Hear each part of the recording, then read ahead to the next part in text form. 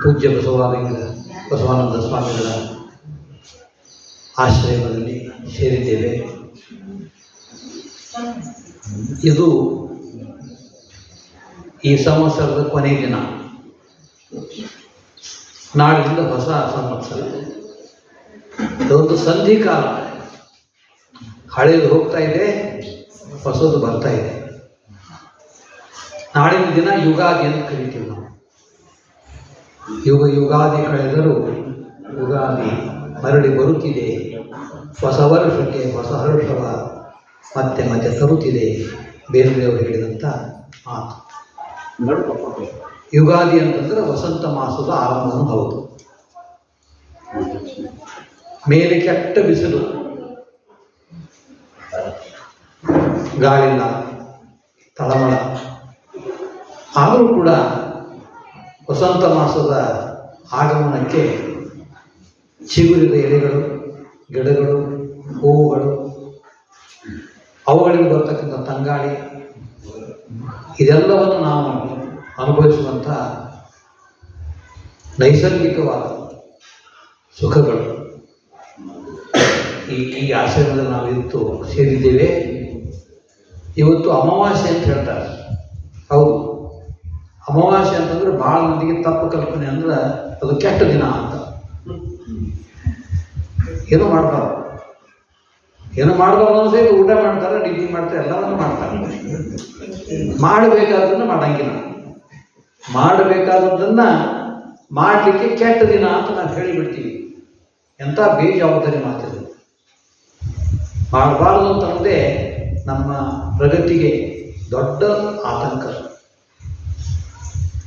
ಇಂಥ ಆತಂಕಗಳನ್ನು ಸಮಾಜದಲ್ಲಿ ಹರಡಿ, ಯಾವ ಸಮಾಜದಲ್ಲಿ ಅಜ್ಞಾನ, ಅಂಧಕಾರ, ಶೋಷಣೆ, ಬಡತನ,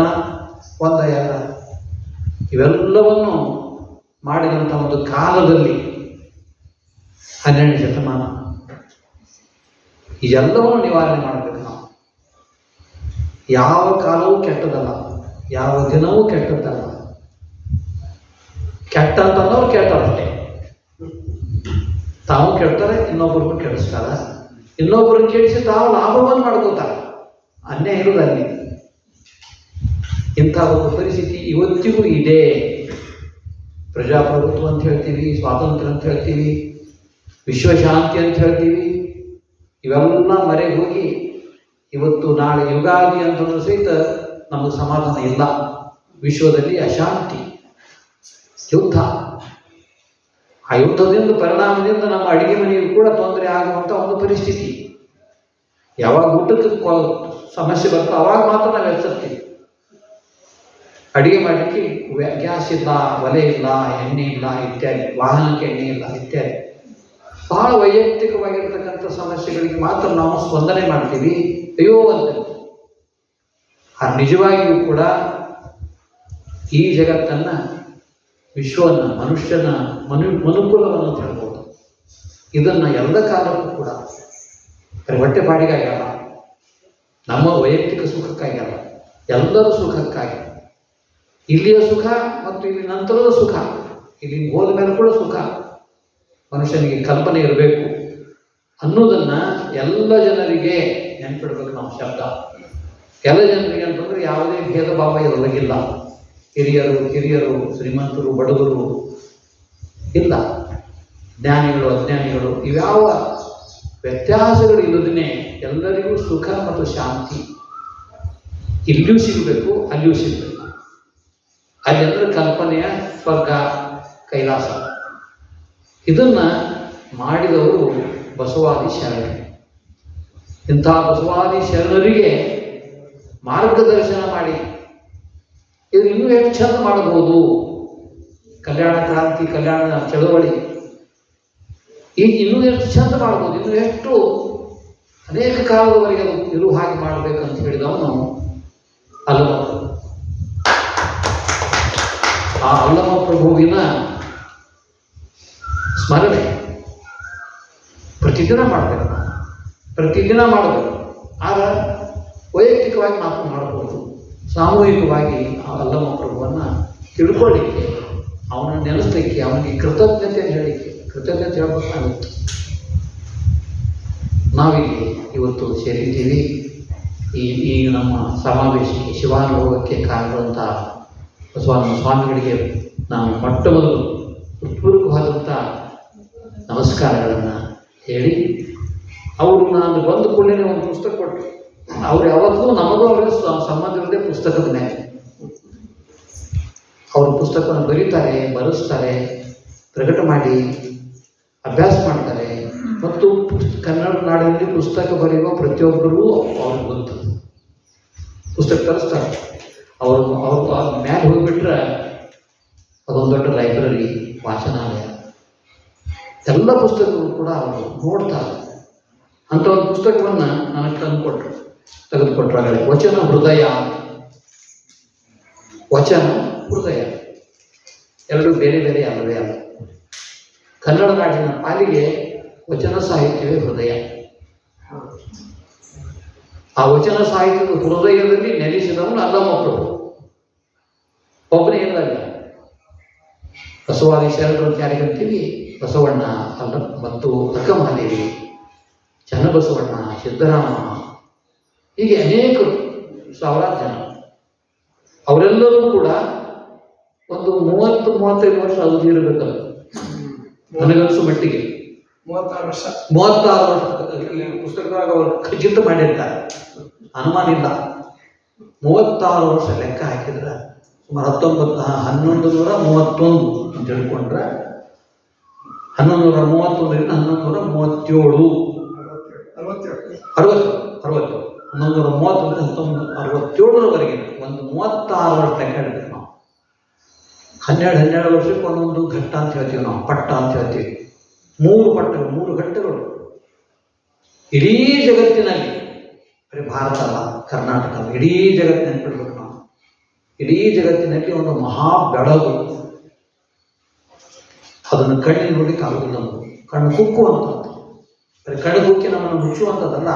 ಆ ಕಣ್ಣಿನೊಳಗೆ ಇಂಗಿ ನಮ್ಮ ಒಳಗಿಂದೆಲ್ಲ ಬೆಳಕು ಮಾಡ್ತಕ್ಕಂಥ ಒಂದು ಘಟನೆ, ಒಂದು ಐತಿಹಾಸಿಕವಾದಂಥ ಒಂದು ಘಟನೆ ನಡೀತು.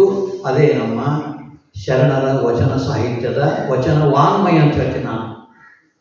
ಸಾಹಿತ್ಯ ಅಂತಂದ್ರೆ ಭಾಳ ಜನರಲ್ ಆಗಿರ್ತೀವಿ. ಸಾಹಿತ್ಯ ಅಂದ್ಕೊಳ್ಳಿ ಕಥೆ, ಕಾದಂಬರಿ ಎಲ್ಲ ಏನೇನೋ ಬರ್ತಾವೆ. ಅದು ಸಾಹಿತ್ಯವನ್ನು ಮೀರಿತು. ವಾಂಗ್ಮಯ, ವಾಕ್ ಅಂದ್ರೆ ಮಾತು, ಮೈ ಅಂದ್ರೆ ಕೂಡಿದ್ದು. ವಾಕ್ ಅಂದ್ರೆ ಮಾತು, ಮಾತು ಅಂದ್ರೆ ವಚನ, ವಚನದಿಂದ ಕೂಡಿದ್ದು. ಅವ್ರು ಹೆಂಗೆ ಶಬ್ದ, ವಚನ ಶಬ್ದ ಅಂತ ಅದ್ಭುತ ಶಬ್ದ. ಡಿಕ್ಷನರಿದಾಗ ನೋಡಿದಾಗ ವಚನ ಅನ್ನೋದಕ್ಕೆ ಗದ್ಯ ಅಂತ ಹೇಳ್ತಾರೆ. ಗದ್ಯ ಭಾಷೆಗೆ ವಚನ ಅಂತ. ಆಡು ಮಾತಿನೊಳಗೆ ವಚನ ಅಂತಂದ್ರೆ ಒಬ್ಬರು ಇನ್ನೊಬ್ಬರಿಗೆ ಕೊಡ್ತಕ್ಕಂಥ ಒಂದು ಪ್ರಮಾಣ. ನಾನು ನಿನಗೆ ವಚನ ಕೊಟ್ಟಿದ್ದೇನೆ. ನಾವು ವ್ಯವಹಾರದಾಗ ಮಾಡಿಸ್ತೀವಿ. ನಾವು ಸಾಲ ತಗೊಂಡು ವಚನ ಕೊಡ್ಬೇಕಾಗ್ತದೆ. ನಾವು ವಚನ ಕೊಟ್ಟ ಮೇಲೆ ಸಾಲ ಕೊಡ್ತಾರೆ. ನಾವು ಪ್ರಾಮಿಸ್, ಆ ಅರ್ಥನೂ ಅದಕ್ಕಿದೆ. ವಚನಕ್ಕೆ ಎಷ್ಟು ಸಾಮಾನ್ಯ ಅರ್ಥ ಇದ್ರು ಸಹಿತ ಅದಕ್ಕಿರ್ತಕ್ಕಂಥ ಒಳಗಿನ ಅರ್ಥದಲ್ಲ. ಆ ಒಳಗಿನ ಅರ್ಥವನ್ನು ಒಂದು ಕಡೆಗೆ ಅಲ್ಲಮಪ್ರಭುಗಳು ಹೇಳ್ತಾರೆ. ಅವ್ರು ಹೇಳುವಂಥ ಮಾತು ಅದನ್ನು ನಾವು ನೆನಪಿಟ್ಬಿಟ್ರೆ ವಚನದ ಬಗ್ಗೆ ನಮ್ಮ ಕಲ್ಪನೆ ಅದ್ಭುತ ಅನ್ನೋದು ನಮಗೆ ಗೊತ್ತಾಗ್ತದೆ. ಅಲ್ಲಮಪ್ರಭುಗಳು ಹೇಳುವಂಥ ಆ ವಚನ ಏನದಲ್ಲ, ಅದು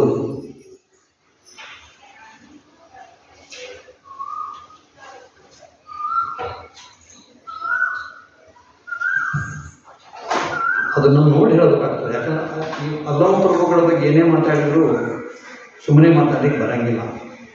ಆ ಮಾತಿಗೆ ಒಂದು ಆಧಾರ ನಾವು ಹೇಳಬೇಕಾಗ್ತದೆ. ಹೇಳದೇ ಇದ್ದರೆ ಅದು ತಪ್ಪು ಹೋಗ್ತದೆ. ಈ ಮಾತನ್ನು ನಾವು ವಚನಗಳ ಬಗ್ಗೆ ಸಾಮಾನ್ಯ ಜನರಿಗೆ ಹೇಳುವ ಕಾಲಕ್ಕೆ ನೆನಪಿಡಬೇಕಾದಂಥ ಮಾತಿದೆ. ಈ ಮಾತನ್ನು ನನಗೆ ಒಂದು ಸಂದರ್ಭದೊಳಗೆ ಎಲ್ಲರಿಗೂ ತಿಳಿಸ್ಬೇಕಂತ ಅನಿಸ್ತು. ಅದೇನು ಅಂತಂದ್ರೆ, ಸಂಕೇಶ್ವರ ಪಬ್ಲಿಕೇಶನ್ಸ್ ಅದರ ಪ್ರಕಾಶಕರು, ಅವು ಗದಗನವರು. ಅದನ್ನು ನಡೆಸೋರೀಗ ನನ್ನ ವಿದ್ಯಾರ್ಥಿ ಇದ್ದಾರೆ, ಮೃತ್ಯುಂಜಯ ಸಂಕೇಶ್ವರ ಅಂತ.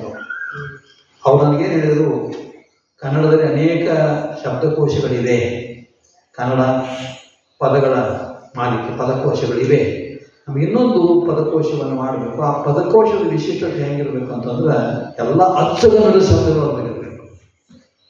ಕನ್ನಡ ಭಾಷೆಯೊಳಗೆ 100ಕ್ಕೆ 70ರಷ್ಟು ಸಂಸ್ಕೃತ ಪದಗಳಿವೆ. ಇದು ತಪ್ಪಲ್ಲ, ಸರಿನೇ. ಆದರೆ 130ರಷ್ಟು ಅಚ್ಚುಗನ್ನಡ ಪದಗಳನ್ನು ನಾವು ನೋಡ್ಬೇಕಲ್ಲ, ಬಳಸ್ಬೇಕಲ್ಲ. ಅದರಿಂದ ಅಚ್ಚುಗನ್ನಡ ಶಬ್ದಗಳೇ ಪ್ರಮುಖವಾಗಿರೋ ಒಂದು ಶಬ್ದಕೋಶ ತಾವು ಮಾಡಿಕೊಡ್ಬೇಕಂತ ಹೇಳಿದ್ರೆ ಆ ಕೆಲಸ ಮಾಡ್ತಾ ಇದ್ದೀನಿ. ಬಹುಶಃ ಇನ್ನೊಂದು 3 ತಿಂಗಳಿಗೆ ಆ ಶಬ್ದಕೋಶ ಬರ್ತದೆ. ಸಂಕೇಶ್ವರ ಕನ್ನಡ ಪದಕೋಶ ಅಂತ ಹೆಸರು. ಆ ಪದಕೋಶದ ಆರಂಭದಲ್ಲಿ ನಾನು ಹೇಳಿದಂಥ ಅಥವಾ ಅದನ್ನು ಉದ್ಧಾರಣೆ ಮಾಡಿದಂಥ ಮುಖ್ಯ ಮೊದಲನೇ ಪುಟದೊಳಗೆ ಯಾವುದಂದ್ರೆ ವಚನ ಇದೆ. ಭೂಮಿ ನಿನದಲ್ಲ, ಭೂಮಿ ನಿನದಲ್ಲ, ಹೇಮ ನಿನದಲ್ಲ, ಕಾಮಿನಿ ನಿನ್ನವಳಲ್ಲ. ಅವು ಯಾವಂದ್ರೆ ಭೂಮಿ, ಹೇಮ ಮತ್ತು ಕಾಮಿನಿ, ಅವು ಜಗಕ್ಕಿಕ್ಕಿದ ವಿಧಿ. ನಿನ್ನ ಒಡವೆ ಎಂಬುದು ನಿಜವಾಗಿ ನಿನ್ನ ಒಡವೆ. ಪ್ರತಿಯೊಬ್ಬ ಮನುಷ್ಯನ ಒಡವೆ ಆಭರಣ ಯಾವುದಂದ್ರೆ ಜ್ಞಾನರತ್ನ. ಹೆಚ್ಚಿದ ಹೆಚ್ಚಿಗೂ ಇಲ್ಲ. ನಿನ್ನ ಒಡವೆ ಎಂಬುದು ಜ್ಞಾನರತ್ನ. ಅಂತಪ್ಪ ದಿವ್ಯರತ್ನವ ಕೆಳಗುಡದೆ ಆ ರತ್ನವ ನೀನು ಅಲಂಕರಿಸಿದೆಯಾದರೆ ನಮ್ಮ ಗುಹೇಶ್ವರ ಲಿಂಗದಲ್ಲಿ ನಿನ್ನಿಂದ ಸಿರಿವಂತರಿಂದ ಕಾಣ ಎಲೆಮನವೇ. ಸಾವಿರಾರು ವಚನಗಳಿವೆ. ಅಲ್ಲಮಪ್ರಭುವಿನ ಸಾವಿರಾರು ವಚನಗಳನ್ನು ಬಹಳ ಸುಂದರವಾಗಿ ಒಂದು ಪುಸ್ತಕದೊಳಗೆ ಹಾಕಿ ಅಲ್ಲಮಪ್ರಭುವಿನ ಹೆಗ್ಗಳಿಕೆಯನ್ನು ಮಾಡಿದವರು ಅಲ್ಲಮ್ಮನ ವಚನ ಚಂದ್ರಿಕೆ. ಈ ಪುಸ್ತಕ ಕೂಡ ಪ್ರತಿಯೊಬ್ಬರು ನಾವು ಇಟ್ಕೋಬೇಕು ನಮ್ಮ ಮನೆಯೊಳಗೆ. ಮೇಲೆ ಮೇಲೆ ಓದುವಂಥ ಪುಸ್ತಕ. ಮೇಲೆ ಮೇಲೆ ನನಗಂತೂ ಜೀವನದೊಳಗೆ ಎಷ್ಟೋ ಸಲ ಅವನ ಮಾತು ನಾವು ನಿರೀಕ್ಷೆ ಮಾಡಿರೋದಿಲ್ಲ. ಏನೋ ಒಂದು ಅನ್ಯಾಯ ಆಗ್ತದ, ಏನೋ ಒಂದು ಕೆಡಕಾಗ್ತದ, ನಮ್ಗೆ ಹತ್ತಂಗಿಲ್ಲದು. ಆದ್ರೆ ಮನಸ್ಸಿಗೆ ಒಂದು ಸಮಾಧಾನ ಬೇಕಲ್ಲ, ಬುದ್ಧಿಗೆ ಒಂದು ಸಮಾಧಾನ ಬೇಕಲ್ಲ. ಅವಾಗ ನಾವು ಓದ್ಬೇಕಂತ ಪುಸ್ತಕ ಅಂದ್ರೆ ಅಲ್ಲಮ್ಮನ ವಚನ ಚಂದ್ರಿಕೆ. ವಚನ ಚಂದ್ರಿಕೆ ಅಂದರೆ ಬೆಳೆದೇಗಳು. ಹೀಗೆ ವಚನ ಅನ್ನೋದನ್ನು ಅನೇಕ ರೀತಿಯೊಳಗೆ ಹೇಳ್ಬೋದು ನಾವು. ಅಲ್ಲಮಪ್ರಭುಗಳು ಹೇಳಿದಂಥ ಮಾತು ಮಾತ್ರ ಮೊದಲೇದದು. ರತ್ನ ಅಂತ ಹೇಳ್ತಾರೆ. ರತ್ನ ಎಂದೆಂದೂ ಕೆಡುವುದಿಲ್ಲ. ಯಾಕೆ ರತ್ನ ಸಿಗುವುದೇ ಸಮುದ್ರದ ಆಳದೊಳಗೆ, ರತ್ನಾಕರ ಸಮುದ್ರ. ಅಂತ ಆಳಕ್ಕೆ ಹೋಗಿ, ಜೀವನದ ಆಳಕ್ಕೆ ಹೋಗಿ ಅನುಭವಿಸಿ ತಿಳಿದುಕೊಂಡು ಅಪಾರ್ಥಗಳನ್ನೆಲ್ಲ ತೆಗೆದು ಕೇವಲ ಅರ್ಥವನ್ನು, ಸರಿಯಾದ ಅರ್ಥವನ್ನು ಹೇಳುವ ಕೆಲಸವನ್ನು ಅಲ್ಲಮಪ್ರಭುಗಳು ಮಾಡಿದ್ದನ್ನು ನಾವು ಮತ್ತೆ ಮತ್ತೆ ನೆನೆಸಬೇಕು. ಕರ್ನಾಟಕದಲ್ಲಿ ಬಸವಣ್ಣನವರಿಗೆ ಕರ್ನಾಟಕ ಸರ್ಕಾರ ಕರ್ನಾಟಕದ ಸಾಂಸ್ಕೃತಿಕ ನಾಯಕ ಅಂತ ಕೊಟ್ಟರು. ಭಾಳ ಒಳ್ಳೆ ಕೆಲಸ ಮಾಡಿದ್ರು. ಭಾಳ ತಡ ಅವರು ಕೊಟ್ಟರು. ಬಸವಣ್ಣ ಸಾಂಸ್ಕೃತಿಕ ನಾಯಕ ಅನ್ನೋದು ಎರಡನೇ ಮಾತಿಲ್ಲ. ಆದರೆ ಯಾವುದೇ ಒಂದು ದೇಶ ಸರಿಯಾಗಿ ಮುನ್ನಡೆಯಬೇಕು, ಪ್ರಗತಿ ಆಗಬೇಕು. ಅದರೊಳಗೆ ಒಳ್ಳೆತನಗಳೆಲ್ಲ ಮೇಲೆ ಎದ್ದು ನಿಲ್ಲಬೇಕು, ಕೆಟ್ಟತನಗಳೆಲ್ಲ ಕೆಳಗೆ ಹೋಗಬೇಕು. ಅದಾಗಬೇಕಾದ್ರೂ ಆ ದೇಶಕ್ಕೆ ಬೇಕಾಗಿರತಕ್ಕಂಥ ಸಂಸ್ಕೃತಿಯ ಜೊತೆಗೆ, ಯಾಕಂದ್ರೆ ವಚನ ಸಾಹಿತ್ಯ ಅಂದ್ರೆ ಸಂಸ್ಕೃತಿ ಅಂತ ಹೇಳ್ತೀವಿ ನಾವು. ಸಾಹಿತ್ಯ ಅನ್ನೋಕ್ಕಿಂತ ಸಂಸ್ಕೃತಿನೇ ಅದು. ಆ ಸಾಂಸ್ಕೃತಿಕತೆಗೆ ಇನ್ನೊಂದು ಬೇಕಲ್ಲ, ಜೋಡಿ ಬೇಕಲ್ಲ. ಅದು ಯಾವುದು ಅಂದ್ರೆ ಆಧ್ಯಾತ್ಮಿಕತೆ, ಮನುಷ್ಯನ ಅಂತರಂಗ, ವ್ಯಕ್ತಿಯ ಅಂತರಂಗ. ಆ ಅಂತರಂಗದ ಆಧ್ಯಾತ್ಮಿಕತೆ ನಮ್ಮ ಕನ್ನಡ ನಾಡಿಗೆ ಕೊಟ್ಟವರು ಅಲ್ಲಮಪ್ರಭುಗಳು. ಆದ್ದರಿಂದ ಕರ್ನಾಟಕದ ಆಧ್ಯಾತ್ಮಿಕ ಗುರು ಅಥವಾ ನಾಯಕ ಯಾರು ಅಂದ್ರೆ ಅಲ್ಲಮಪ್ರಭುಗಳು. ಅಂಥ ಅಲ್ಲಮಪ್ರಭುವನ್ನು ಅವರ ಜೀವನ ನೆನಪಿಡಬೇಕು. ಅವರೊಬ್ಬ ಮನುಷ್ಯ, ನಮಗೆ ಸಾಮಾನ್ಯ ಮನುಷ್ಯ. ಆ ಸಾಮಾನ್ಯ ಮನುಷ್ಯ ಅಸಾಮಾನ್ಯ ಹೆಂಗಾಗ್ತಾನ ಆಗಿಬಿಟ್ಟಾರಲ್ಲ, ಅದೊಂದು ದೊಡ್ಡ ಕಥೆ, ಅದು ಚರಿತ್ರೆ. ಅಂತ ಆಧ್ಯಾತ್ಮಿಕ ಗುರುವನ್ನು ನೆನೆಸಿಕೊಂಡಾಗ ಈಗ 50 ವರ್ಷದಿಂದ ನಾನೊಬ್ಬ ಕವಿಯಾಗಿ ಒಂದು ಪ್ರಸಂಗ ಬಂತು ನಮಗೆ. ಒಂದು ಸ್ಪರ್ಧಾತ್ಮಕ ಅಥವಾ ಯಾವುದೋ ಒಂದು ಕಾರಣ ಇಲ್ಲ, ಕರ್ನಾಟಕದ ಇವತ್ತಿನ ಕರ್ನಾಟಕದ ಗುರು ಯಾರು ಎಂಥವನು ಅನ್ನೋದನ್ನು ನೆನಪಿನಲ್ಲಿಟ್ಟುಕೊಂಡು ಭಾವದಲ್ಲಿಟ್ಟುಕೊಂಡು ಕವಿತೆ ಬರೀಬೇಕು ಅಂತ ನನಗನ್ನಿಸ್ತು. ಆವಾಗ ನಾನು ಬರೆದಂಥ ಕವಿತೆ ಮಧ್ಯರಾತ್ರಿ ಒಂದು ದಿವಸದ ಮಧ್ಯರಾತ್ರಿ 12 ಗಂಟೆ ಹೊತ್ತು ಜಗತ್ತೆಲ್ಲ ಮಲ್ಕೊಂಡಿರ್ತದೆ. ನನಗೆ ಕವಿತೆ ಬರೆದು ನಿದ್ದೆ ಹತ್ತಂಗಿಲ್ಲ. ಕವಿತೆ ಬರಿಬೇಕಲ್ಲ, ಇವತ್ತು ರಾತ್ರಿ ಬರಿಬೇಕು ನಾನು, ನಾಳೆ ಬೆಳಗು ಅಂತಂದ್ರೆ ಆ ಕವಿತೆಯನ್ನು ಯಾರಿಗೆ ಬೇಕೋ ಅವ್ರಿಗೆ ಕೊಡ್ಬೇಕು ನಾನು. ಆ ಹೊತ್ತಿನ ನಾನು ಬರೆದಂಥ ಒಂದು ಕವಿತೆ ಅಲ್ಲಮ ಪ್ರಭುವ. ಅಲ್ಲಮ ಪ್ರಭುವ ಕಾಮಲತೆ ಬಾಡಿದಾಗ ಬಸವಳಿದ ಅಲ್ಲಮ, ಕಾಮಲತೆ ಬಾಡಿದಾಗ ಬಸವಳಿದ ಅಲ್ಲಮ ಅನಿಮಿಷಯ್ಯನ ಮೂಕ ಸಾಕ್ಷಿಯಲ್ಲಿ ಪ್ರಭುವಾದ. ಅಲ್ಲಮ ಪ್ರಭುವಾದ. ಹೆಂಗೆ? ಅಲ್ಲಮ ಸಾಮಾನ್ಯ ಮನುಷ್ಯ, ಆದರೆ ಅವನು ಒಂದು ಹೊತ್ತಿಗೆ ಒಂದು ಕ್ಷಣದಲ್ಲಿ ಪ್ರಭು ಆಗಿಬಿಡ್ತಾನೆ.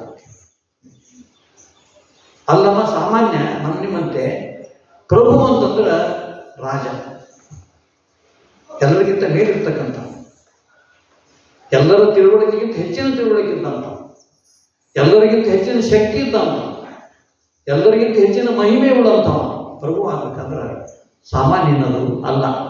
ಆದ ಅದು ಚರಿತ್ರೆ. ಕವಿತೆ ಪೂರ್ಣ ಓದೋದಿಲ್ಲ ನಾನು, ಅವನ ಚರಿತ್ರೆಯನ್ನು ನಾನು ಹೇಳಬೇಕು. ಅಲ್ಲಮ ಅನ್ನುವಂಥ ಈ ವ್ಯಕ್ತಿ ಹುಟ್ಟಿದ್ದು ಸುಮಾರು 1100 ಅಂತ ನನಗನ್ನಿಸ್ತು. 1100ನೇ ಇಸ್ವಿ ಲೆಕ್ಕಕ್ಕಿಟ್ಟು ವರ್ಷ. ಚಾರಿತ್ರಿಕ ವ್ಯಕ್ತಿನೇ ಅವನು. 1100 ಬಳ್ಳಿಗಾಲಿ ನಾವು ಹುಟ್ಟಿದ್ದು ಶಿವಮೊಗ್ಗ ಜಿಲ್ಲೆಯ ಶಿಕಾರಿಪುರ ಹತ್ರ ಇರ್ತಕ್ಕಂಥ ಬಳ್ಳಿಗಾಲಿ ಹುಟ್ಟಿದ. ಮನೆತನ ಯಾವುದು ಅಂತಂದ್ರೆ ಅವನ ಮನೆತನ ಅಂತಂದ್ರೆ ಅವರಪ್ಪ ಒಬ್ಬ ಆ ಬಳ್ಳಿಗಾಲಿ ಊರಿನ ಒಬ್ಬ ಶ್ರೀಮಂತ ಮತ್ತು ಆತ ಕಲಾವಿದ. ಅವರಪ್ಪ ಎಲ್ಲ ಕಡೆಗೂ ಅವನಿಗೆ ಆಸಕ್ತಿ ಇರ್ತದ, ಮಗನನ್ನು ಕೂಡ ಕಲಾವಿದ ಮಾಡ್ತಾನೆ. ಅಲ್ಲಮ ಅನ್ನುವಂಥ ಈ ವ್ಯಕ್ತಿ ಮದ್ದಳೆ ಬಾರಿಸುವ ವ್ಯಕ್ತಿ, ಅವನು ಸಂಗೀತಗಾರ. ಯಾರಾದರೂ ನೃತ್ಯಕ್ಕೆ ಕರೆದು ಹೋಗಿ ತನ್ನ ಮದ್ದಳೆ ಬಾರಿಸಿ ಅವರಿಗೆ ನೃತ್ಯವನ್ನು ಮಾಡಿಸ್ತಕ್ಕಂಥ ವ್ಯಕ್ತಿ. ನೋಡಲಿಕ್ಕೆ ದಷ್ಟಪುಷ್ಟ ವ್ಯಕ್ತಿ ಇವನು, ಭಾಳ ಸುಂದರ ಪುರುಷ, ಎತ್ತರ. ಅಷ್ಟೇ ಅಲ್ಲ, ಆತ ಎಲ್ಲ ವಿದ್ಯೆಗಳನ್ನು ಕೂಡ ಕಲಿತವನು. ಆತ ನಟುವಾದನು ಅಂತಾರೆ ಅವನಿಗೆ, ನಾಟ್ಯವನ್ನು ಮಾಡಿಸುವವನು ಇರ್ಬೋದು. ಆದರೆ ಸಾಮಾಜಿಕ ಜಾತಿ ಒಂದಿರ್ತದೆ ನೋಡ್ರಿ ಮೇಲೆ. ಅಂತ ಜಾತಿ ನೋಡಿದಾಗ ಅವನು ಉನ್ನತ ಜಾತಿಯ ಇರ್ಲಿಕ್ಕಿಲ್ಲ. ಆ ಉನ್ನತ ಜಾತಿ ಅಲ್ಲದವನು ಕೂಡ ಒಬ್ಬ ಪ್ರತಿಭಾವಂತ ವ್ಯಕ್ತಿ ಇರ್ತಾನೆ, ಮಹಿಮಾವಂತ ಗುಣಗಳಿರ್ತವೆ, ಕಲಾವಿದನಿರ್ತಾನೆ ಮತ್ತು ಜಗತ್ತನ್ನು ಹೊಸ ದೃಷ್ಟಿಯಲ್ಲಿ ನೋಡುವಂಥ ಒಂದು ಪ್ರತಿಭೆ ಅವನಿಗಿತ್ತು. ಅದು ಅಲ್ಲಮನಿಗಿತ್ತು. ಆದರೆ ಅಲ್ಲಮ ಕೂಡ ಒಬ್ಬ ಮನುಷ್ಯನಾಗಿರೋದ್ರಿಂದ ತಾರುಣ್ಯದಲ್ಲಿ ಅವನಿಗೆ ಮದ್ದಳೆ ಬಾರಿಸುವ ಸಂದರ್ಭದಲ್ಲಿ ಕಾಮಲತೆ ಎನ್ನುವಂಥ ಒಬ್ಬ ನೃತ್ಯಕಾರ್ತಿ, ನರ್ತನಕಾರ್ತಿ, ಅವಕ್ಕಿಂತ ಒಳ್ಳೆ ಕುಟುಂಬದವಳೆ, ಒಳ್ಳೆ ಕುಲದವಳೆಯವಳು, ಅವಳ ಪರಿಚಯ ಆಗ್ತದ. ಸ್ವಾಭಾವಿಕವಾದಂಥ ರೀತಿಯೊಳಗೆ ಮೋಹ ಆಗ್ತದ. ಅವಳನ್ನು ತನ್ನ ಪ್ರಿಯಲತೆ ಅಂತೇಳಿ, ಪ್ರೇಯಸಿ ಅಂತೇಳಿ ಅವನು ಸ್ವೀಕಾರ ಮಾಡ್ತಾನೆ. ಅದು ಅವನ ಜೀವನದ ಆರಂಭ. ಬಹುಶಃ ಅವನಿಗೆ ಅವಾಗ 18-20 ವರ್ಷ ಇರಬೇಕು. ಕಾಮಲತೆಗೆ ಒಂದು 10-16 ವರ್ಷ ಇರಬೇಕು. ತರುಣಿ ಮದುವೆ ಆಗ್ತಾರೆ. ಆದರೆ ಆ ದಾಂಪತ್ಯ ಭಾಳ ಸುಳಿದಿಲ್ಲ. ಸ್ವಲ್ಪೇ ದಿವಸವಾಗಿ ಏನೋ ಒಂದು ರೋಗ ಬಂದು ಕಾಮಲತೆ ಸತ್ತು ಹೋಗ್ತಾಳೆ. ಕಾಮಲತೆ ಬಾಡಿದಾಗ ಅದು ಸತ್ತು ಹೋಗ್ತಾಳೆ. ನಿರೀಕ್ಷೆ ಮಾಡಿರ್ತಿಲ್ಲ. ಪ್ರೀತಿ, ಮೋಹ, ನಾನು ಮದುವೆ ಆದೆನ್ನುವಂಥ ಹೆಮ್ಮೆ ಎಲ್ಲ ಒಂದು ಮನಸ್ಸನ್ನ ತುಂಬ್ಕೊಂಡ್ಬಿಟ್ಟದು. ಇದು ಹೊರತು ಬೇರೆ ಜಗತ್ತೇ ಕಾಣೋದು ನಾವು. ಆ ಥರದ ಮನಸ್ಥಿತಿ. ಸತ್ತ ಮೇಲೆ ಆ ವಿರಹ ವೇದನೆ ಅದಲ್ಲ, ಅದನ್ನು ಹೇಳಲಿಕ್ಕಾಗೋದಿಲ್ಲ. ಅನಿರೀಕ್ಷಿತವಾದ ಸಾವು, ವಿರಹ ವೇದನೆ, ಇದರೊಳಗೆ ಅವನು ಬಳಲಿ ಎಲ್ಲಿಗೆ ಬರ್ತಾನಂತಂದ್ರೆ ಜಗತ್ತಿನ ಎಲ್ಲವನ್ನು ಬಿಡ್ತಾನೆ. ಮನೆ ಬಿಡ್ತಾನೆ, ತಂದೆ ತಾಯಿ ಉತ್ಸಾಹ ಬಿಡ್ತಾನೆ, ಎಲ್ಲ ಬಿಟ್ಟು ಎಲ್ಲ ಮದ್ದಳೆ ಬಾರಿಸು ಅಂದ್ಕೊಂಡು ಮರೆತು ಅವನು ಸತ್ತು ಬಿಡಬೇಕು ಅಂತ ವಿಚಾರ ಮಾಡ್ತಾನೆ. ಇದು ಬಹಳ ಮಹತ್ವದ ಅಂಶ ಇದೆ. ಆ ವಯಸ್ಸಿನೊಳಗೆ ಅನುಭವದಲ್ಲಿ ಸತ್ತು ಬಿಡ್ಬೇಕು, ನಾವು ಬದುಕಬಾರ್ದು. ಕಾಮರತಿ ಇರೋದು ಬದುಕೇ ಅಲ್ಲ ಅನ್ನೋ ನಿರ್ಣಯಕ್ಕೆ ಬಂದು ಸಾಯುವ ಹೊತ್ತಿನಲ್ಲಿ ಆತ ಏಕಾಕಿಯಾಗಿ ಒಂದು ಯಾವುದೋ ಒಂದು ತೋಟದೊಳಗೆ ಇಂಥ ಗಿಡಗಳ ಸಮೂಹದೊಳಗೆ ಹೋಗಿ ಅಳ್ಕೋತ ಕೂತಿರ್ತಾನೆ. ಅಳುದೇ ಒಂದು ಕೆಲಸ ಅಂತ ತಿಳ್ಕೊಂಡಿರ್ತಾನೆ ಜಗತ್ತಿನ.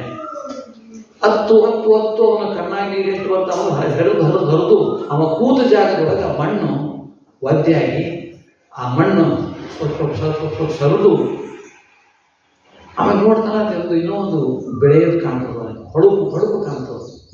ಆಶ್ಚರ್ಯ ಅನಿಸ್ತದೆ, ಈ ಮಣ್ಣಿನೊಳಗೇನು ಹೊಳಪು ತೆಗೆದು ನೋಡ್ತಾನೆ, ಕೆದರಿ ನೋಡ್ತಾನೆ. ಆ ಹೊಳಪು ಎದುರು ಅಂತಂದ್ರೆ ಯಾವುದೋ ಒಂದು ಗುಡಿಯ ಕಳಸದ ಮುತ್ತು ತುದಿಯದು. ಆಶ್ಚರ್ಯ ಆಗ್ತದೆ. ಕೆದರ್ತಾನೆ ಕಳಸ ಕಾಣ್ತದೆ. ಹೆದರಿಕೆ ಬರ್ತದೆ ಅವನಿಗೆ. ಏನು ಕಳಿಸ್ಕೊಂತ ನಾ ಜಗತ್ತೊಳಗೆ ನಾವು ಬೇರೆ ಮ್ಯಾಲೆ ಹೊರಗಿಂದಾಚೆ ನೋಡಿ ಇಷ್ಟೇ ಜಗತ್ತು ಅಂತ ತಿಳ್ಕೊಂಡಿರ್ತೀವಿ. ಆ ಜಗತ್ತು ಒಳಗೂ ಇರ್ತದೆ ಗೊತ್ತಿರ್ತದೆ. ಇದೇನು ಆಶ್ಚರ್ಯಾಗಿ ಅದನ್ನು ಕೆದರಿ ತೆಗೆದಾಗ ಗುಡಿಯ ಕಳಸ ಕಾಣ್ತದ. ಕಳಿಸ್ಕೊಟ್ಟು ಒಂಥರ ಗಾಬರಿನೂ ಆಗ್ತದ, ಆಶ್ಚರ್ಯ ಆಗ್ತದ. ಅವನೇನು ಮಾಡ್ತಾನ ಅಂದ್ರೆ ಇದು ನಾವು ಮಾಡ್ತಕ್ಕಂಥ ಕೆಲಸ, ಇದು ರಾಜರು ಅವ್ರಿಗೆ ಸಂಬಂಧಪಟ್ಟು. ಈಗ ನೋಡ್ರಿ ಲಕ್ಕೊಂಡಿಳೋದು ಮೊನ್ನೆ ಆ ಥರ ಲಕ್ಕೊಂಡಿ ಒಳಗೆ ಕೆದರಿ ತೆಗೆದಾಗ ನಿಧಿ ಸಿಕ್ತು ಅಂತ ಹೇಳಿ ನಿಧಿ ಯಾರು ಹೇಳ್ಬೇಕು? ಅವರು ಡಿ ಸಿ ಹೋಗಿರ್ಬೇಕು, ಸರ್ಕಾರ ಹೇಳ್ಬೇಕು. ಸರ್ಕಾರ ಬಂದು ಮುಂದಿನ ಎಲ್ಲ ಮಾಡ್ತಾರೆ. ಹಾಗೆ ಅಲ್ಲವ ಏನು ಮಾಡಿದ ಅಂತಂದ್ರೆ ಅವ್ನು ಹೋಗಿ ರಾಜನಿಗೆ ಹೇಳ್ತಾನೆ, ನಾನು ಹಿಂಗೆ ಅಳ್ಕೋತ ಕೂತಿದ್ದೆ, ನಾನು ನೀರು ಬಂದು ಒದ್ದೆಯಾಗಿ ಅದನ್ನು ತೆಗೆದು ಬಂದು ಅದೇನೋ ಕಾಣ್ಲಿಕ್ಕತ್ತದ, ಅದೇನೋ ನಿಮಗೆ ಗೊತ್ತಿಲ್ಲ, ನೀವೇ ನೋಡ್ರಿ. ರಾಜ ಬಂದು ಅದನ್ನು ಅಗಿಸ್ತಾನೆ. ನೆಲ ಮಣ್ಣೆಲ್ಲ ಅಗಿಸಿದಾಗ ಆ ಕಳಸದ ಏನಿರ್ತಾರೆ ಗುಡಿ ಕಳಸನೇ ಅದು.